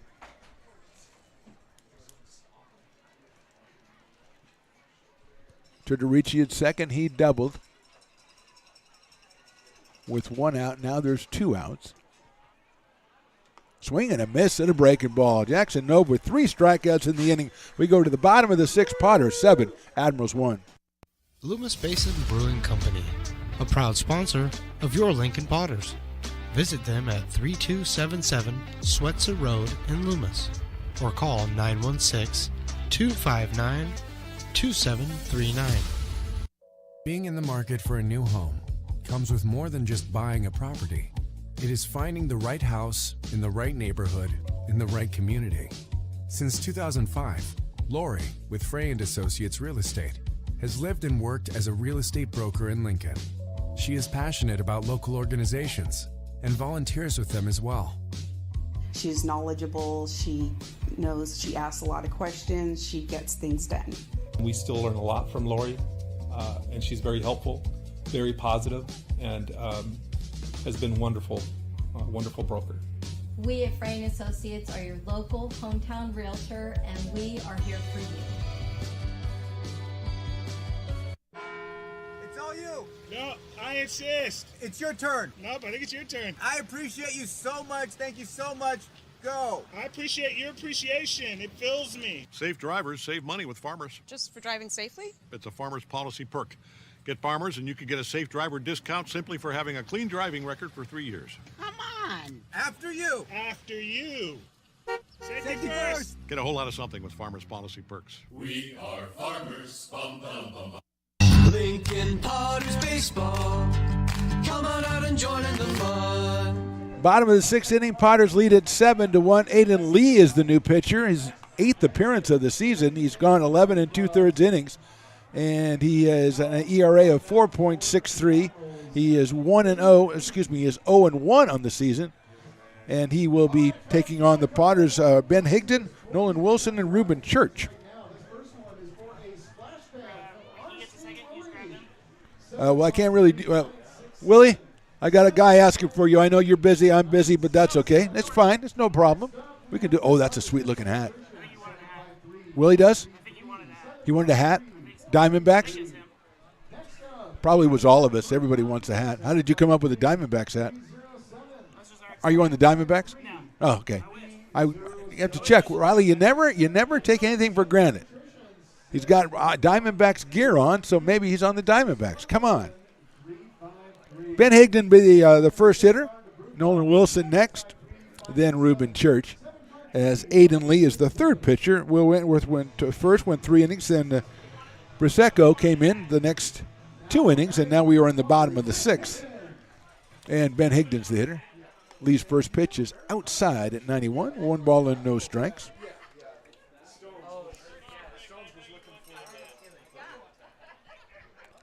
One ball, no strikes. From the stretch, Lee's breaking balls outside. It's 2-0. 2 balls, no strikes. Going to the bottom of the 6th there as Willie continues to read off raffle prizes for the Fan Appreciation Day. 3-0 on Higdon. Ben has walked twice and grounded to first in this one. Got the 3-0 count and got the green light from Coach Cesar Tamayo at third base, I'm sure. That's in the dirt. Really nothing you can do about that. So Ben takes his 3rd walk of the game. He goes down to first base, and here's Nolan Wilson, who lined out to second in the 2nd inning. Kobe Rowling with a fine play. Then he had a 2-run single in the 3rd and a single again in the 4th. So Nolan at 2 for 3, hitting .321 on the season. 2 home runs and now 23 runs batted in. Out of Roseville, California, Mr. Nolan Wilson. University of Nevada, Reno as well, where I was reading today, and a nice piece written about him, and it appeared in the Messenger. He was 3rd on the team in batting average, I believe. So a good year by Nolan Wilson. He takes the first pitch outside. Good coverage of the Potters in the Lincoln Messenger. Jordan Georgeson is often included in that. Former intern and now journalist, broadcaster, and just all-around dude. 1-0 pitch coming up. Big chopper out towards short. Bianchina has it. He flips to second for 1 over to first, and looks like did they turn the double play? I'm trying to see the move over there. And I believe they did, because the first baseman, okay, they did. I was looking at the first base umpire. He never made a call. So 2 outs. I'm sure he told the people closest to him what the situation was. He just didn't let me know. Here's Reuben Church. 2 outs here in the 6th for the Potters.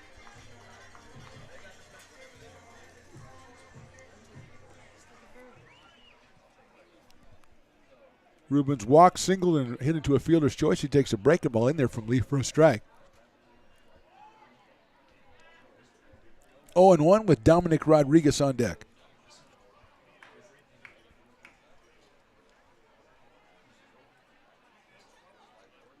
There's a nice breaking ball by Lee. Evens the count, or makes it 0-2, 0-2 on Reuben Church. 4 home runs, 27 batted in for Reuben. Fouls that one back to the screen. Another breaking ball from Aiden Lee.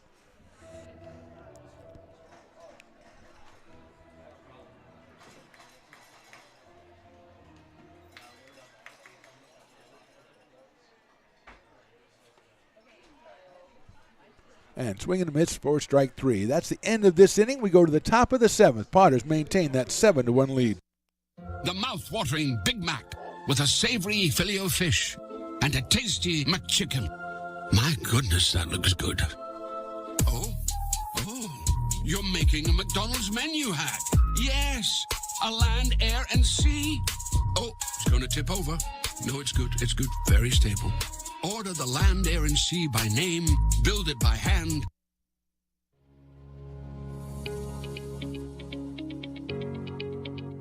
Placer Valley Tourism. Our mission is to increase the health of the hotel industry through occupancy and average daily rate in Roseville, Rockland, and Lincoln. Proud partner of the Potters in the 2023 West Coast World Series Tournament from August 8th to 11th.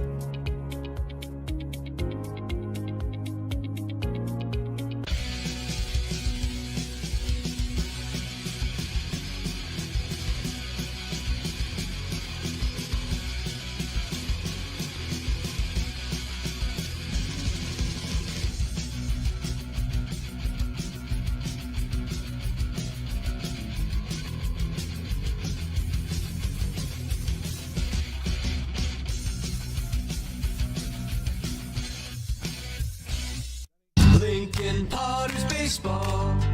Come on out and join in the fun. Top of the 7th inning for the Potters. They lead at 7-1.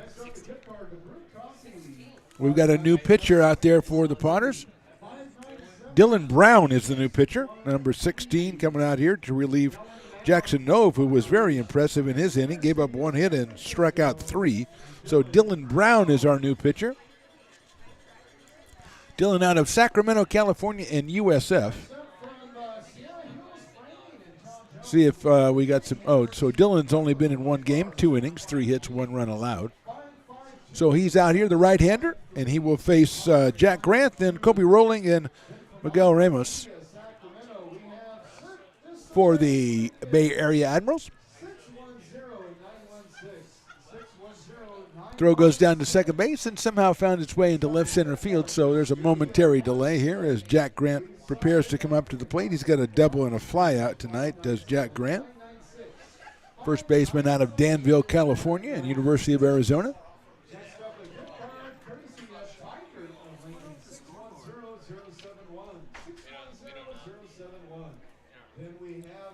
So here's Jack Grant. Top of the 7th.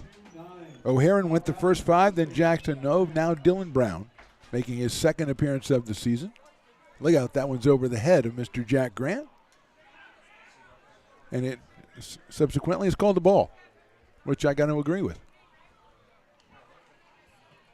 I haven't had too many qualms with the umpire here tonight, and I'm certainly not going to take issue with that call.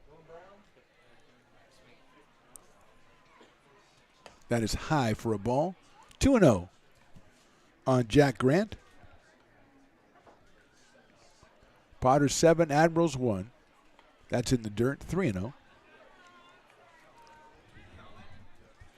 Potters closing in on win number 20 in the CCL season. It would finish at 20-15 in 3rd place. That is inside ball 4. So a 4-pitch walk to Jack Grant. opens up the top of the 7th and brings up Kobe Rolling, who has struck out twice in this one. That would make him 0 for 2. Made a couple of excellent defensive plays at second base to rob Potter hitters of base hits. Left-hand hitting second baseman out of Vacaville, California. Has Grant at first and nobody out. Miguel Ramos on deck. That is in the dirt, gets away, and going down to second is Jack Grant, and Wilson's going to hold on to it. So Rolling now with a runner at second base and a 1-0 count.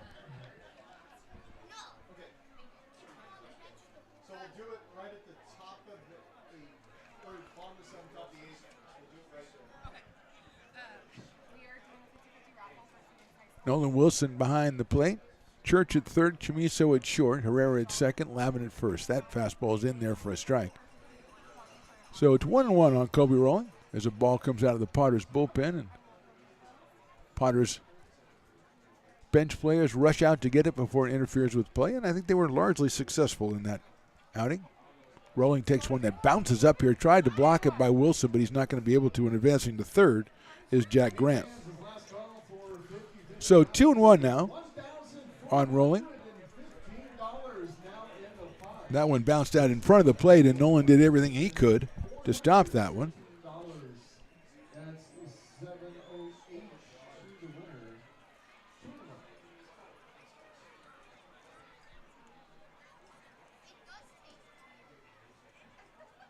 Fastball's down low again. 3-1 on Kobe Rolling.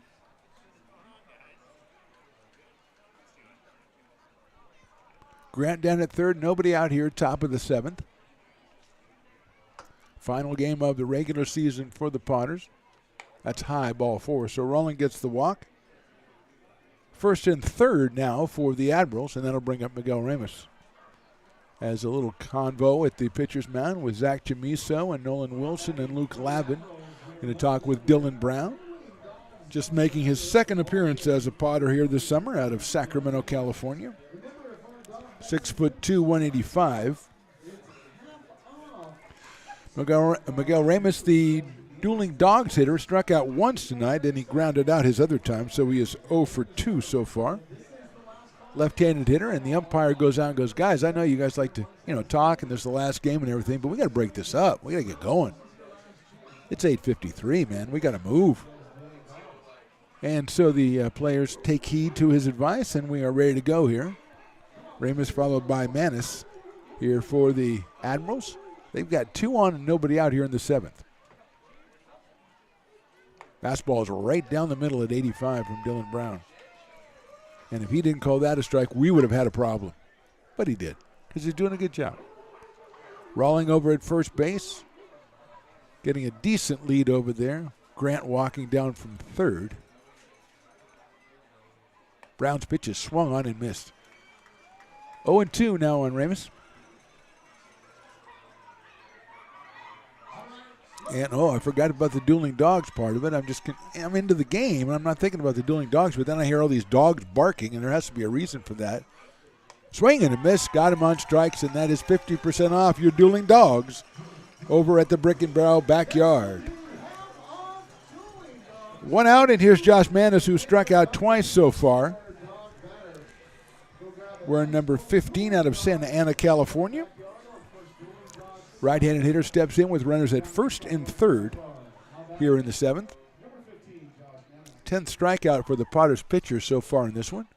Brown's first pitch is just a little bit too low. Right around 86 for Dylan Brown. Great job to Phantom.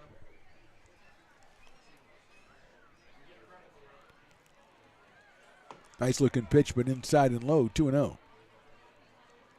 So Willie Preston's dueling dog batter strikes out twice, and that's a success. You get your guy striking out twice, everybody wins. Dueling dogs wins, we win. That's in the dirt. Great block by Nolan Wilson, but it's 3-0 on Manis. With Vinny Bianchina, the leadoff man on deck.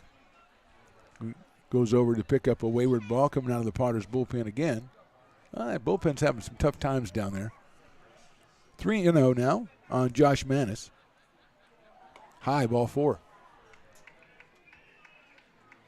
So that loads the bases for the Admirals. 1 out here in the 7th and brings up Bianchina. And then Brock Ragatz is going to go out and have a talk with his pitcher. We'll take 30 seconds away right now. Potters in a little bit of trouble, but they lead it 7-1.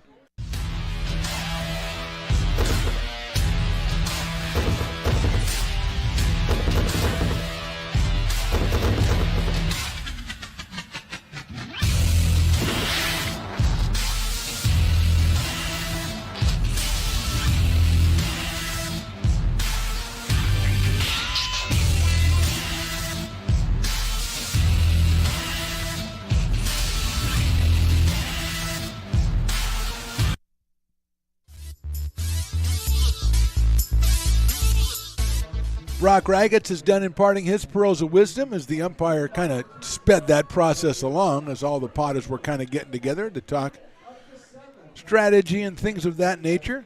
And now Dylan Brown is ready to face the leadoff man, Vinny Bianchina, who was flied to left and grounded to second twice.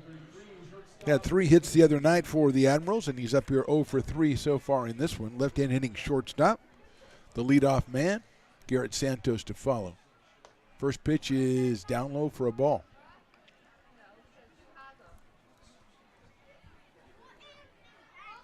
One ball, no strikes to Bianchina.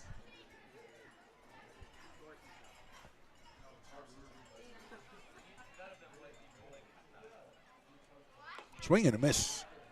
That went up to 90 miles an hour for Dylan Brown. One ball. I don't think Brock Ragatz went out and added 4 miles an hour to his fastball. Although if he did, he's getting the flowers as a pitching coach, but that is really good. More importantly, 1 ball, 1 strike now.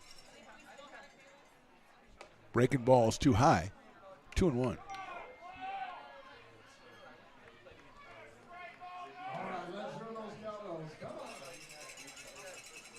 Two balls and 1 strike. Potters in at the corners at first and third. Double play depth in the middle at second and short. Fastball outside, 3-1. Santos to follow for the Admirals, who trail this one 7-1.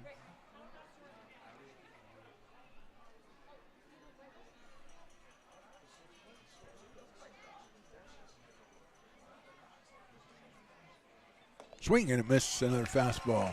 3-2 now on Bianchina. Dylan Brown trying to dig himself out of the hole. He does have 1 out in the inning.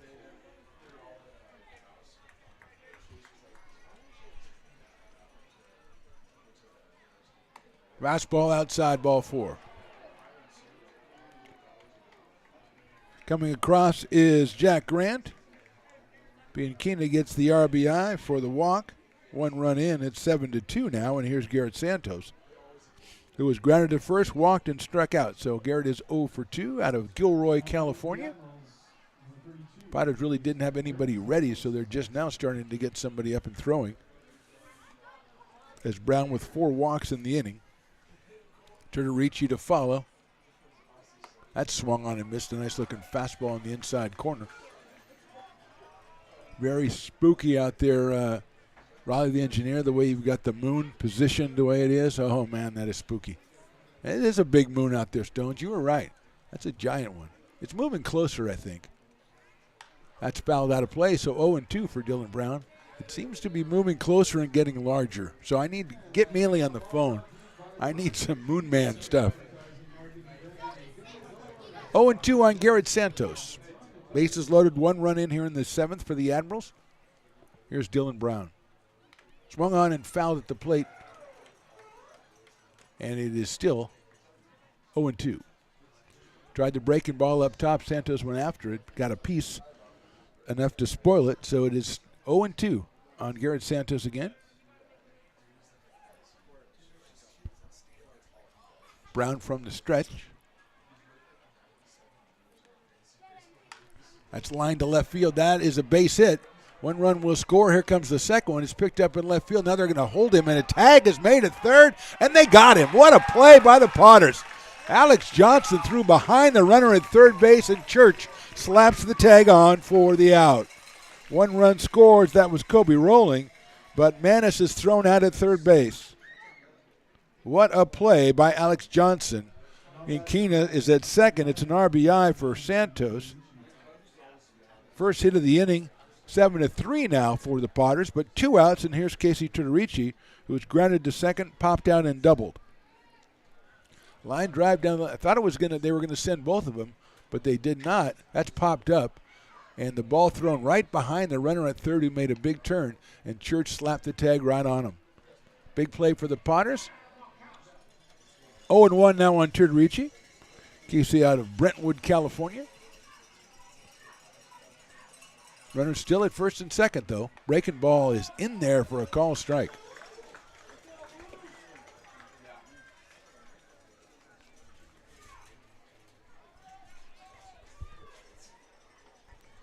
Oh and 2 now.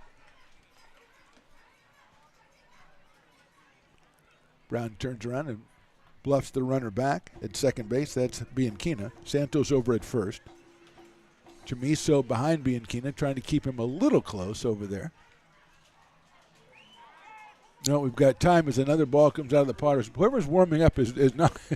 It's kind of wild, okay, because we got balls rolling through her all the time.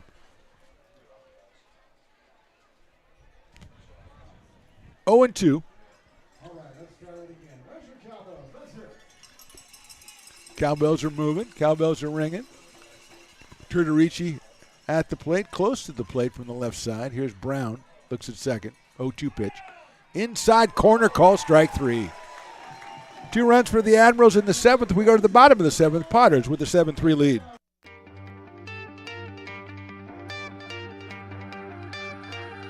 Gooseport Public House.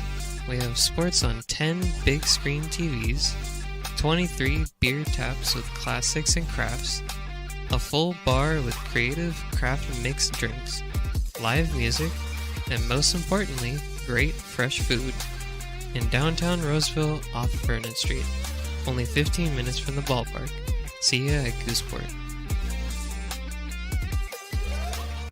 Old Town Pizza, a proud sponsor of your Potters baseball, will deliver you a slice that you won't soon forget. Come see why they've been voted the best of the best 12 straight years. Visit otpizza.net to get yours today. But don't take it from me. I think Old Town Pizza should be expanded through the state or even through the country because it's so delicious. Lincoln Potters Baseball. Placer County's best-kept secret is back for another exciting summer at historic McBean Stadium. 33 action-packed home games loaded with fun for the whole family. Local beer, wine, and eats. Fireworks, giveaways, theme nights, kids zone, and more. Come join in the fun and enjoy small-town baseball with Major League Entertainment. Tickets on sale now at LincolnPotters.com. Lincoln Potters Baseball. Come on out and join in the fun. Moving into the bottom of the 7th inning, Potters lead this one 7-3. Aiden Lee out on the mound for his second inning of work for the Bay Area Admirals. It'll be Dominic Rodriguez, Alex Johnson, and Jordan Lewis for the Potters. 7, 8, and 9 as Lee had a pretty good first inning. In the 6th, he gave up a walk, got the double play, and then got a strikeout. So he is out there for his second inning of work. The throw goes down to second from Tudorici, and we are ready to go here. Here comes Dominic Rodriguez, who struck out twice and grounded to second. So he is 0 for 3 so far in this one, his first time against Aiden Lee.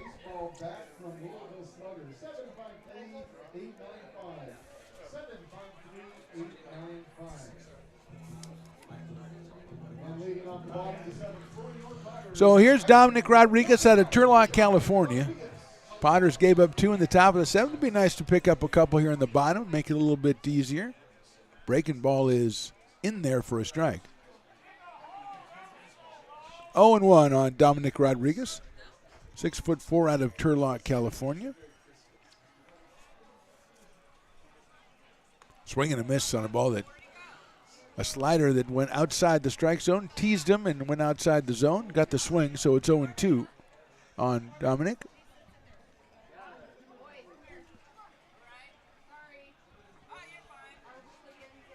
That one, same kind of pitch, but it's outside, and Dominic takes it.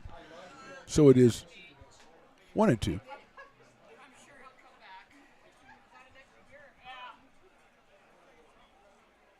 Swing and a miss on the breaking pitch. So Rodriguez is down on strikes for the first out. Second strikeout for Aiden Lee. And here's Alex Johnson, who has walked and been hit by a pitch.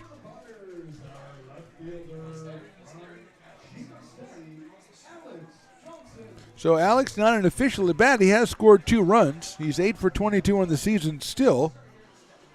That's what he was when he started today.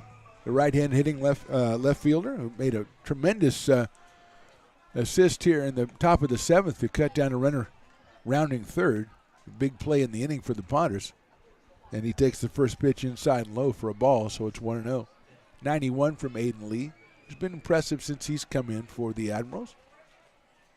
That breaking ball is in there for a strike. Evens it up at 1 ball, 1 strike. Jordan Lewis, who has a couple of hits tonight, he is on deck.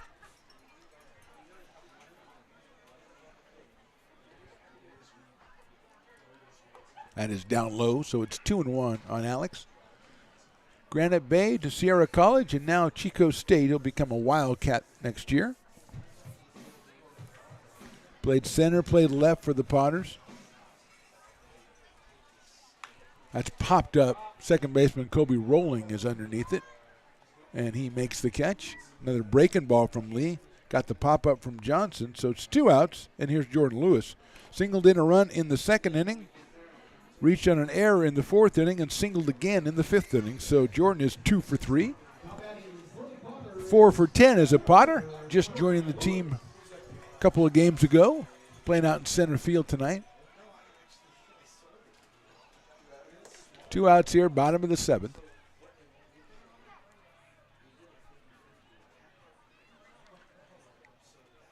Breaking ball in there for a strike. 0-1. And the throw from Turnerucci, I don't know if he hit the umpire or something on his follow through, but it bounced right out to Aiden Lee.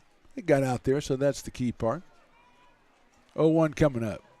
Breaking ball that time. Lewis had a good cut at it, but couldn't get it. Goes back to the backstop. Rolls down the first base line. 0-2 on Jordan Lewis.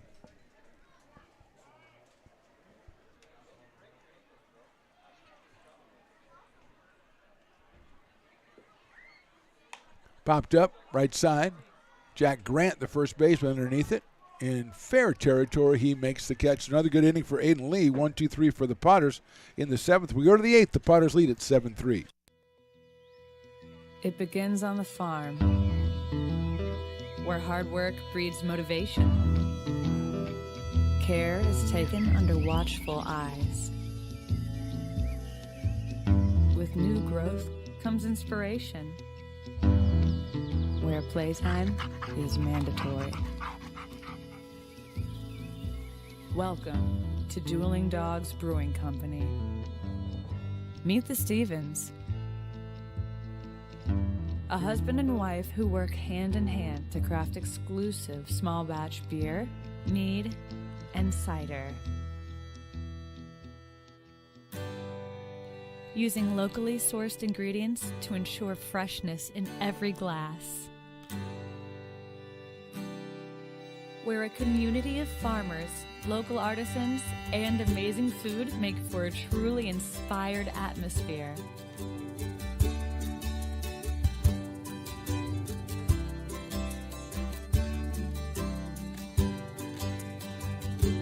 At the end of the day, we know the value of hard work. The families it unites, it's in the pride we take, the stories we tell, and the best friends who are cherished. Dueling Dogs Brewing Company. Lincoln Potters Baseball. Come on out and join in the fun. Top of the 8th inning, final home game of the regular season. Potters 7, Admirals 3. Devin Martin, the new pitcher, 6'6", out of Citrus Heights, California, and Minot State University. He will face Kirk Wolf, Adam Enyard, and Jack Grant, 4, 5, and 6 for the Admirals, who scored twice in the top of the 7th to close the gap to a 4-run Potters lead. Martin finishing up his warm-up tosses. Reminder, Potters are on the road next Tuesday. They face Walnut Creek in the first round of the CCL playoffs. Winner of that game will take on Healdsburg on Wednesday for the right to go down south and take on the Southern winner. And the Potters will be back in McBean Stadium starting on Tuesday, August the 8th. They will play in the West Coast World Series, the third West Coast World Series. Defending champion Lincoln Potters will open their game. I believe that is 6 o'clock on Tuesday night, but you want to check LincolnPotters.com for ticket information. Tickets are very affordable, and a tournament pass, I think, is $25 for all 4 days. And you can get the information and the pairings and everything at LincolnPotters.com as Martin's first pitch is in there for a strike. 17 innings, 17 and a third innings on the season for Devin.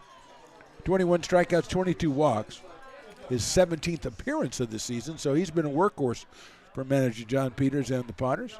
Pitching coach Brock Raggets as well. Breaking ball's popped up right side. Lavin going back. Coming over the second baseman is Herrera in foul territory to make the play. Patrick Herrera roaming far and wide to make the catch and get Kurt Wolf the first out here in the 8th inning, and that'll bring up Adam Enyart, who's walked, struck out, and popped to first. So Adam is 0 for 2.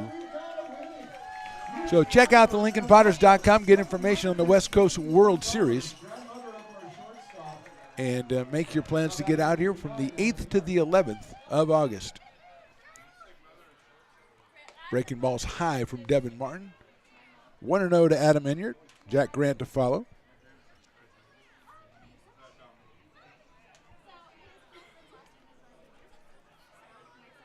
Fastball's lined into right field for a base hit. Thought maybe Patrick Herrera was going to get ready for a leap, but couldn't get that one. Didn't have the hops for that one. And Enyart has his first hit of the night, a single to right field. The 5th hit of the night for the Admirals. And Jack Grant, who has one of the previous 4, a double back in the 2nd inning, comes to the plate. He's also flied to left and walked, scored back in the 7th. Did Jack Grant. Out of Danville, California, Potter legend Jack Grant.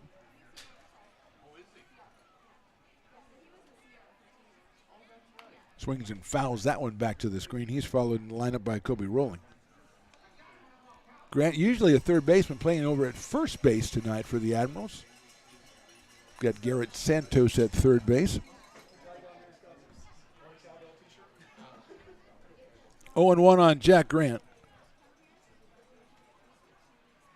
That's hit sharply out towards second. Herrera stabs it to short for 1. Chamizo to first. And it just pulls him off the bag at first base. Chamizo trying to make the running throw and get it there before Jack Grant couldn't do it. But a good play by the Potters infield. They get the runner at second base. 2 outs now, and Grant will assume the position at first base. And here's Kobe Rowling. A couple strikeouts and a walk for Kobe. Second baseman for the Admirals. Left-handed hitter out of Vacaville, California.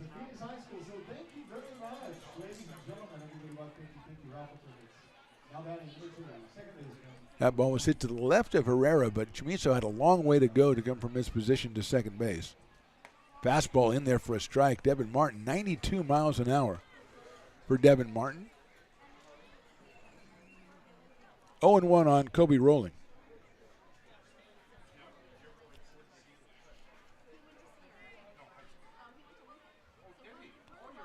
Loves to throw to first base. Fooling nobody, really, except for maybe Riley the engineer. But I don't even think it fooled Riley. I think Riley was all over it. 0-1 pitch coming up. Another fastball. What a beautiful pitch in there at 91 that time. 0-2 on Kobe Rowling.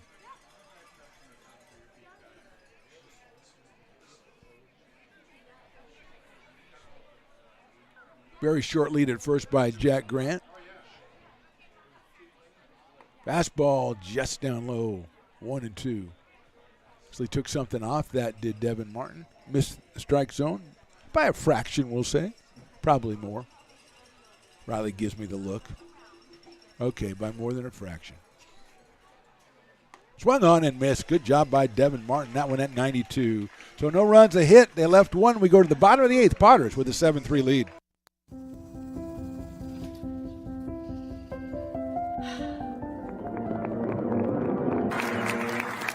Welcome back, Olympia's 5th grade orchestra. Perhaps there's no place like your home because you made it so at RC Willey. I'm Bill Evans, president of the Placer County Association of Realtors. We're in the store, our conference facilities, an amazing team helps keep together an amazing organization. And we thank them all. This organization can't do what it does and can't run the way it runs without the help of so many members volunteering their time. The success of the Placer County Association of Realtors is largely dependent on our active volunteer members to help our organization and industry. The work of our committees greatly impacts our ability to champion efforts across the board and giving back to the Placer County community wherever we can. Like all service organizations, I wanted to serve. And getting involved with the affiliate committee was the perfect way to do that. I love being able to serve my community with my business friends and other leaders and give back to those who are in need. The thing I love about the PCAR committees is they all work toward the same goal of bringing the community together to support those in need in our surrounding area. I instantly came to the meeting and had a wonderful time, felt like I was a part of something bigger, and it was just the start of my leadership journey. Lincoln Potters Baseball. Come on out and join in the fun. Top of the order for the Potters in the bottom of the 8th against the new pitcher. It's Adam Enyard for the Bay Area Admirals. Aiden Lee, was very good. 2 innings, struck out 2, no hits allowed. Wentworth started, then Brasico, and then Lee, and now Enyard. Zach Chamiso starts us off, and Luke Lavin and Patrick Herrera for the Potters. Potters scored once in the second inning, twice in the third inning, 3 times in the fourth inning, and once in the fifth inning. They have 9 hits in the game so far. And here's Chamiso, who's been hit by a pitch twice. He's grounded out to first and singled. So Zach, after all that, is 1 for 2 in this game. Hitting at .313 coming in. The umpires decided to chastise Adam Enyard about something. Something to do with his uniform. I kind of like a snappy uniform as far as I'm concerned. I think so, yeah. So here's Chamiso. Swing and miss. 89 from Adam Enyard.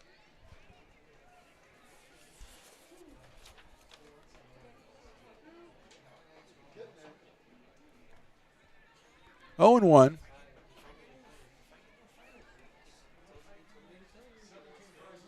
Swing and a miss by Chamiso. Did they already close the bar? Huh? 0 and 2 now on Zach. Zach of all trades, as we've called him, Riley and I. Lavin to follow. Inside, almost hit him.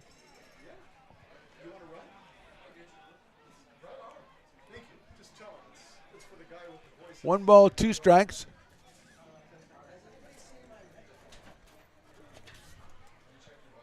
From the windup, swing and a miss, got him on strikes. 1 out here in the 8th, as CB with a very inappropriate response to Stones McCoy trying to find something. CB suggested a place that I don't think it is, to be honest with you. I don't think it is. You got to watch. Don't work blue over there, CB. Trying to make you famous here, buddy. Come on.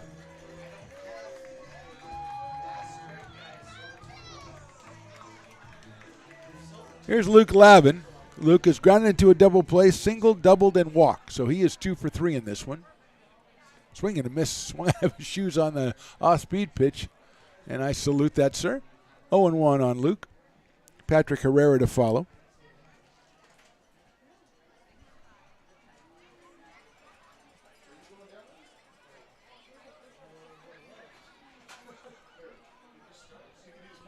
Here's the 0-1. Luke takes inside for a ball down in the dirt as well. 1 ball, 1 strike on Mr. Lavin out of Laguna Beach, California. Came in tonight at .280.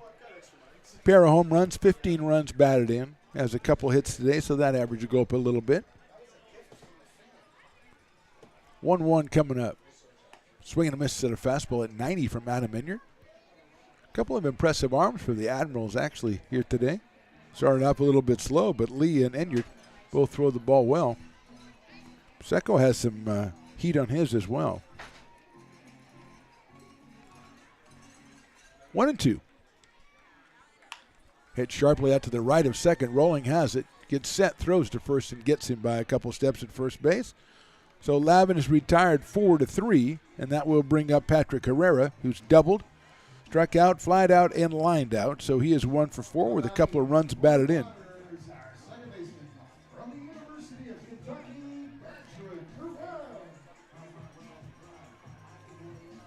So here's Patrick Herrera. Came in at 325 on the season. 2 outs here in the 8th. Breaking ball. Caught the outside corner. Called a strike.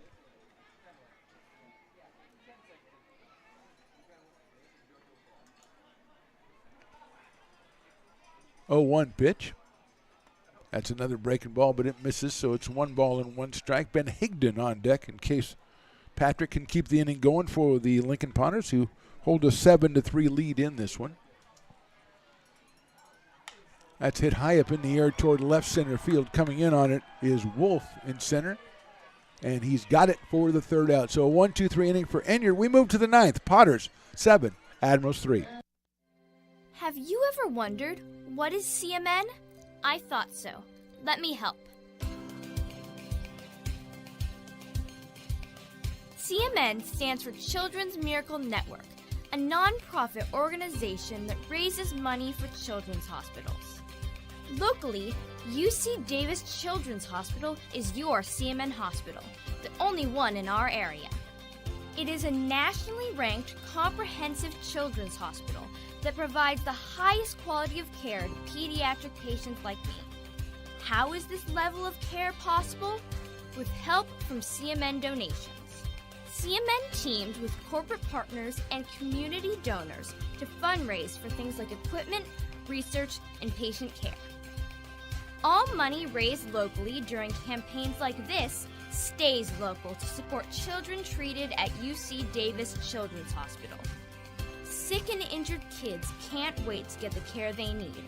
And thanks to generous donors, partners, and fundraisers like you, we don't have to.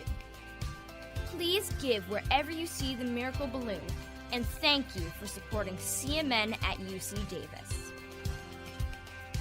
Lincoln Potters Baseball. Come on out and join in the fun.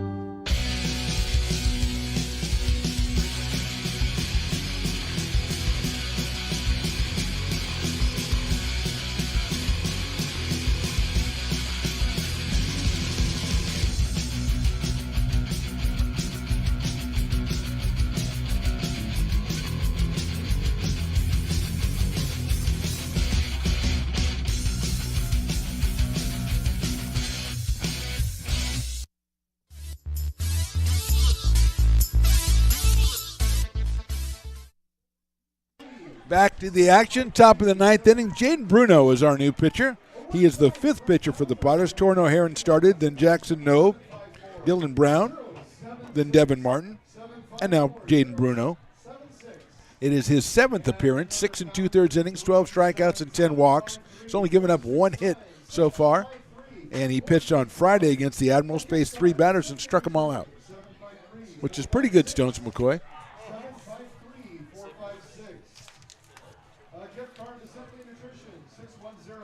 And Marge out talking to the umpire, trying to,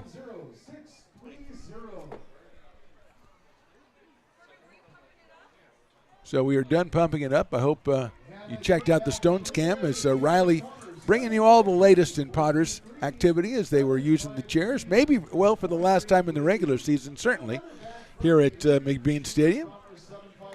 Bruno out of Wellington, Florida. And Stanford University, he will face Miguel Ramos, Josh Manis, and Vinny Bianchina to start the top of the 9th inning and hopefully end the top of the 9th inning. Bruno hitting about 96 miles an hour in his last outing. As we said, he was 3 up and 3 down on strikeouts.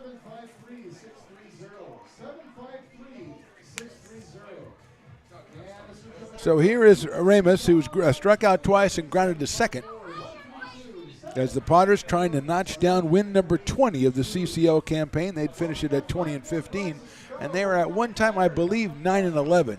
So that is a pretty good ending for your Potters if they can close this one out here, and Ramos will be the first hitter, left-handed hitter. And Bruno works from the stretch.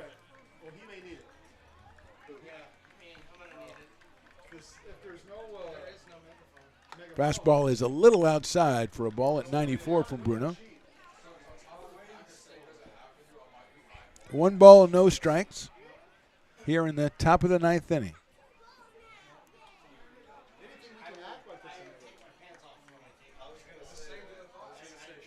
Fastball is high and inside for a ball at 93.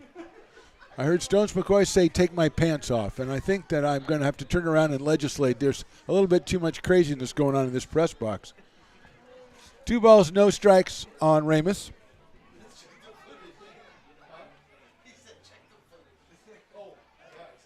That's outside, goes all the way to the backstop so quickly. 3 balls and no strikes on Miguel Ramus. Willie's answer is always more cowbell. And I kind of agree with him right now. You need some more cowbell.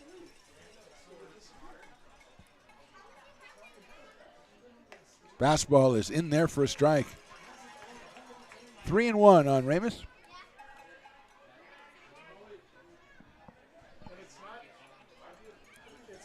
Jane Bruno, 5th Potters pitcher here in the top of the 9th inning. Torno Heron went the first 5. Outside, ball 4. So Ramus is on for the first time, and here's Josh Manis, who struck out twice and walked. But we're going to have a pinch hitter, I think.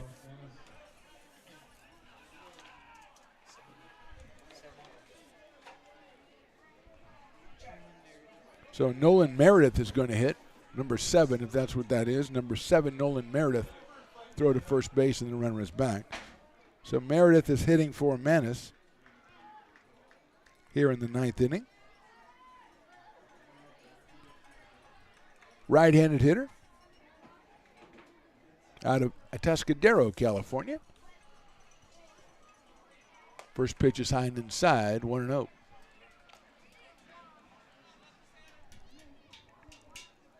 Vinny Bianchina, the top of the order, on deck.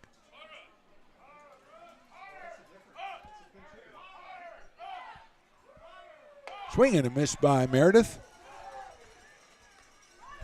Nolan Meredith, the hitter.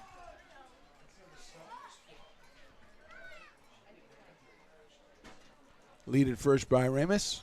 1-1 pitch coming up from Bruno. That's high for a ball, 2-1.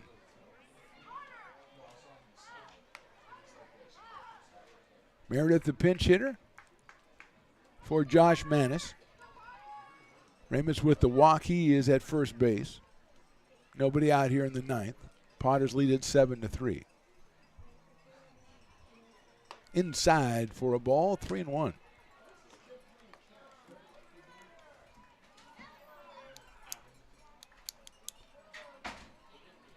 Three balls, 1 strike on the pinch hitter, Nolan Meredith.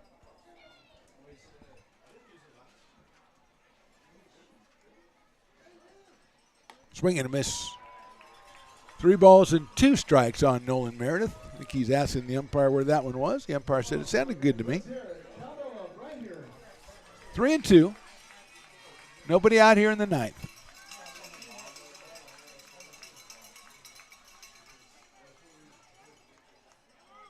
Swung on and lined into right field for a base hit. Ramus is rounding second. He'll make third easily. And Meredith is rounding first. He rounded it by a long shot. And the ball comes in to Jack Chamiso. So the pinch hitter Meredith lines it down the right field line. He gets a base hit. That is the 6th hit tonight for the Admirals. And they've got something going on with runners at first and third and nobody out. And the leadoff man, Vinny Bianchina, coming to the plate.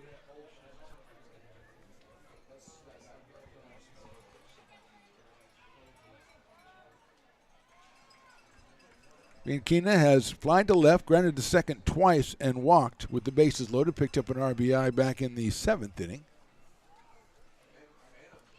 First pitch is high and outside for a ball, 1-0. 1 ball, no strikes. Garrett Santos to follow Vinny Bianchina. Bruno's going to step off, collect himself. No activity in the pen for the Potters.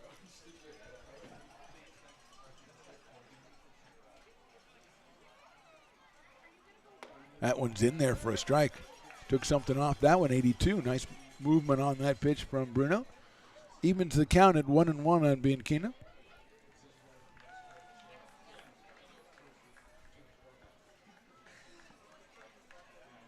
Short lead at first by Meredith. Swing and a miss. Took something off that one again. Nice off-speed pitches from Jaden Bruno. 2 in a row here. He's got Bianchina behind the count. 1 ball and 2 strikes.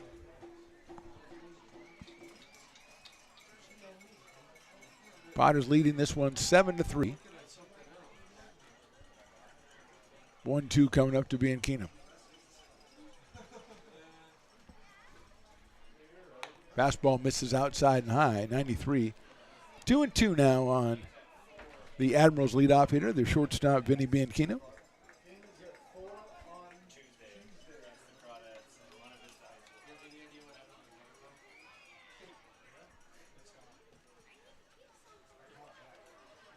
Check swing didn't go. It's too high. Took something off. It almost got Bianchina to offer, but full count now. 3 balls, 2 strikes.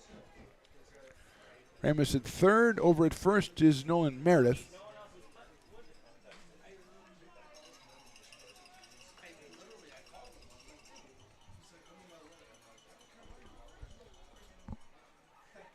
That's chopped down to first base. Handled by Lavin. He's going to step on the bag. A run will score, but the out is recorded. It's an RBI for Bianchina.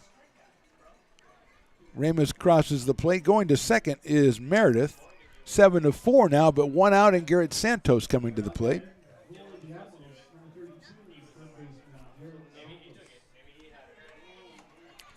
Santos is grounded to first, walked, struck out, and an RBI single. So he is 1 for 3 with that RBI. Got a runner at second. 1 out here in the top of the 9th. Casey Turtorici on deck. Swing and a miss. Saw another off-speed pitch by Bruno. He's ahead in the count 0-1.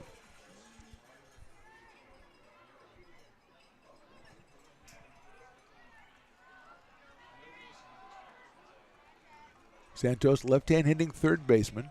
Another breaking ball, another foul ball. This time back to the screen, so it's quickly 0-2 on Garrett Santos out of Gilroy, California. Lovely country down there.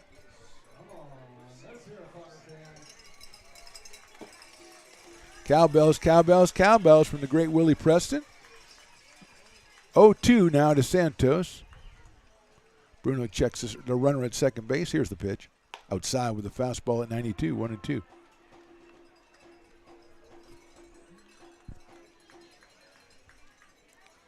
Turtorici to follow, then Kirk Wolf in the order for the Admirals. 1 out here in the 9th. Swing and a miss. He got him on strikes, had him off. Wrong-footed him on that one. And the off-speed pitch has been very effective for Jaden so far. 2 outs now, and Casey Turtorici's their hitter. Grounded to second, popped out, doubled, and struck out. So he's 1 for 4 in this one.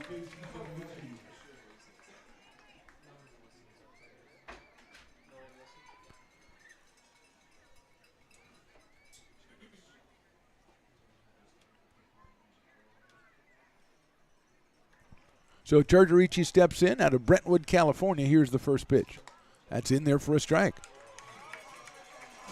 Jaden very effectively mixing the speeds in this one. He is ahead in the count on Turtorici.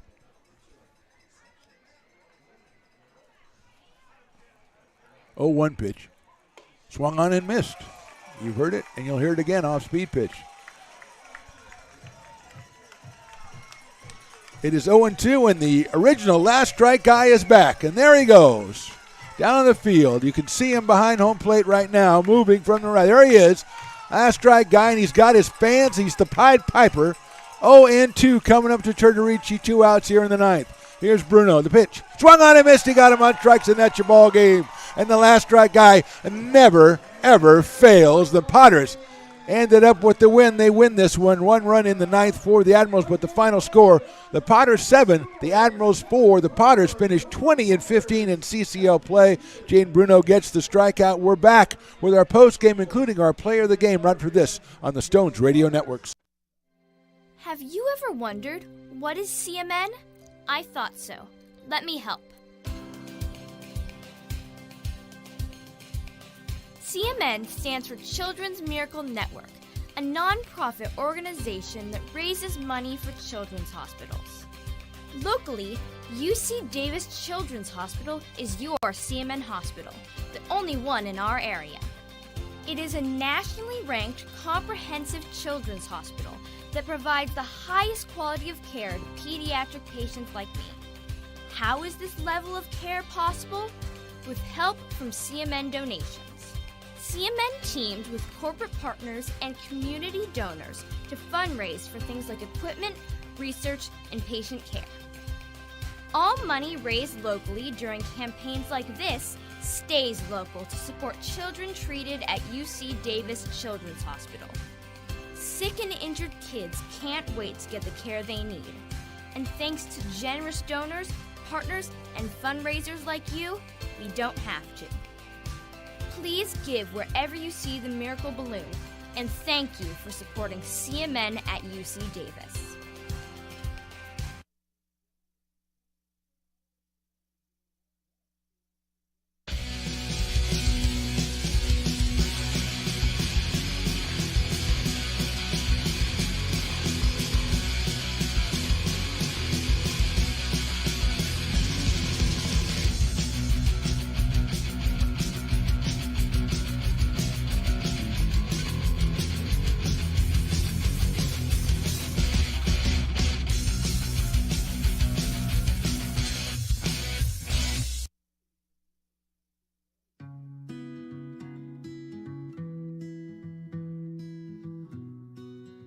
Lincoln Area Archives Museum is the official partner of the Potters' 100th anniversary season. The museum is located just around the corner. Coming up, the Potters Player of the Game, presented by Peak Jerky.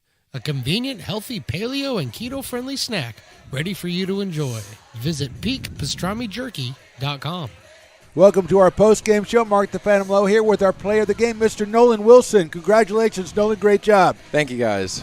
2 hits tonight, 2 more runs batted in. Nolan, you're the player of the game tonight, but I also wanted to get you on here because you've been having a really hot 2 or 3 weeks, and that really coincided with the Potters getting hot. So what work started working for you in the last couple of weeks?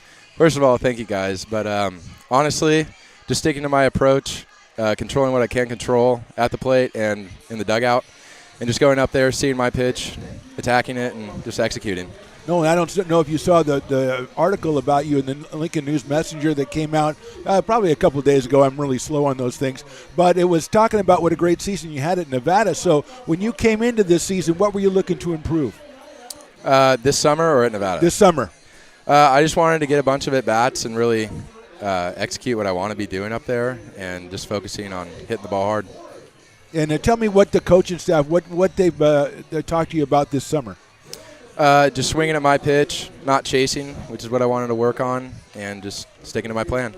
Well, it sounds like you really have an idea of what you want to do out there, Nolan. You did some catching. You played first base. What is your preferred position? Catcher for sure. You like catching? Yes. All right. Well, Nolan Wilson, great job tonight. Great job all season. And by the way, you guys got a big game coming out on Tuesday. So good luck out there. Keep it going, okay? Thank you, guys. I appreciate it. You got it. Nolan Wilson's our player of the game. Thanks so much, Nolan. We really appreciate you. And we're going to watch you for the rest of the season and next year at Nevada. So well done.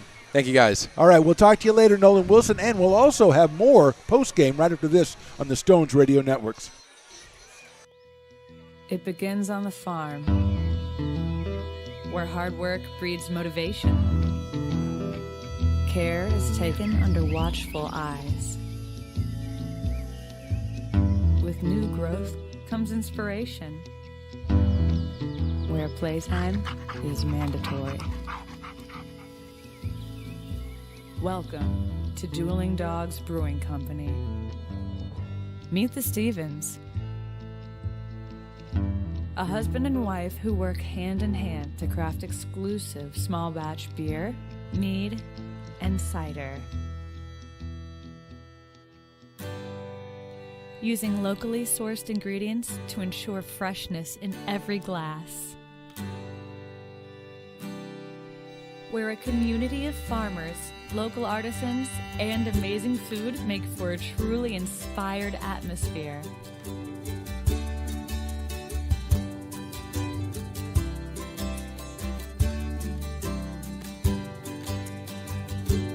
At the end of the day, We know the value of hard work. The families it unites. It's in the pride we take. The stories we tell. And the best friends who are cherished. Dueling Dogs Brewing Company.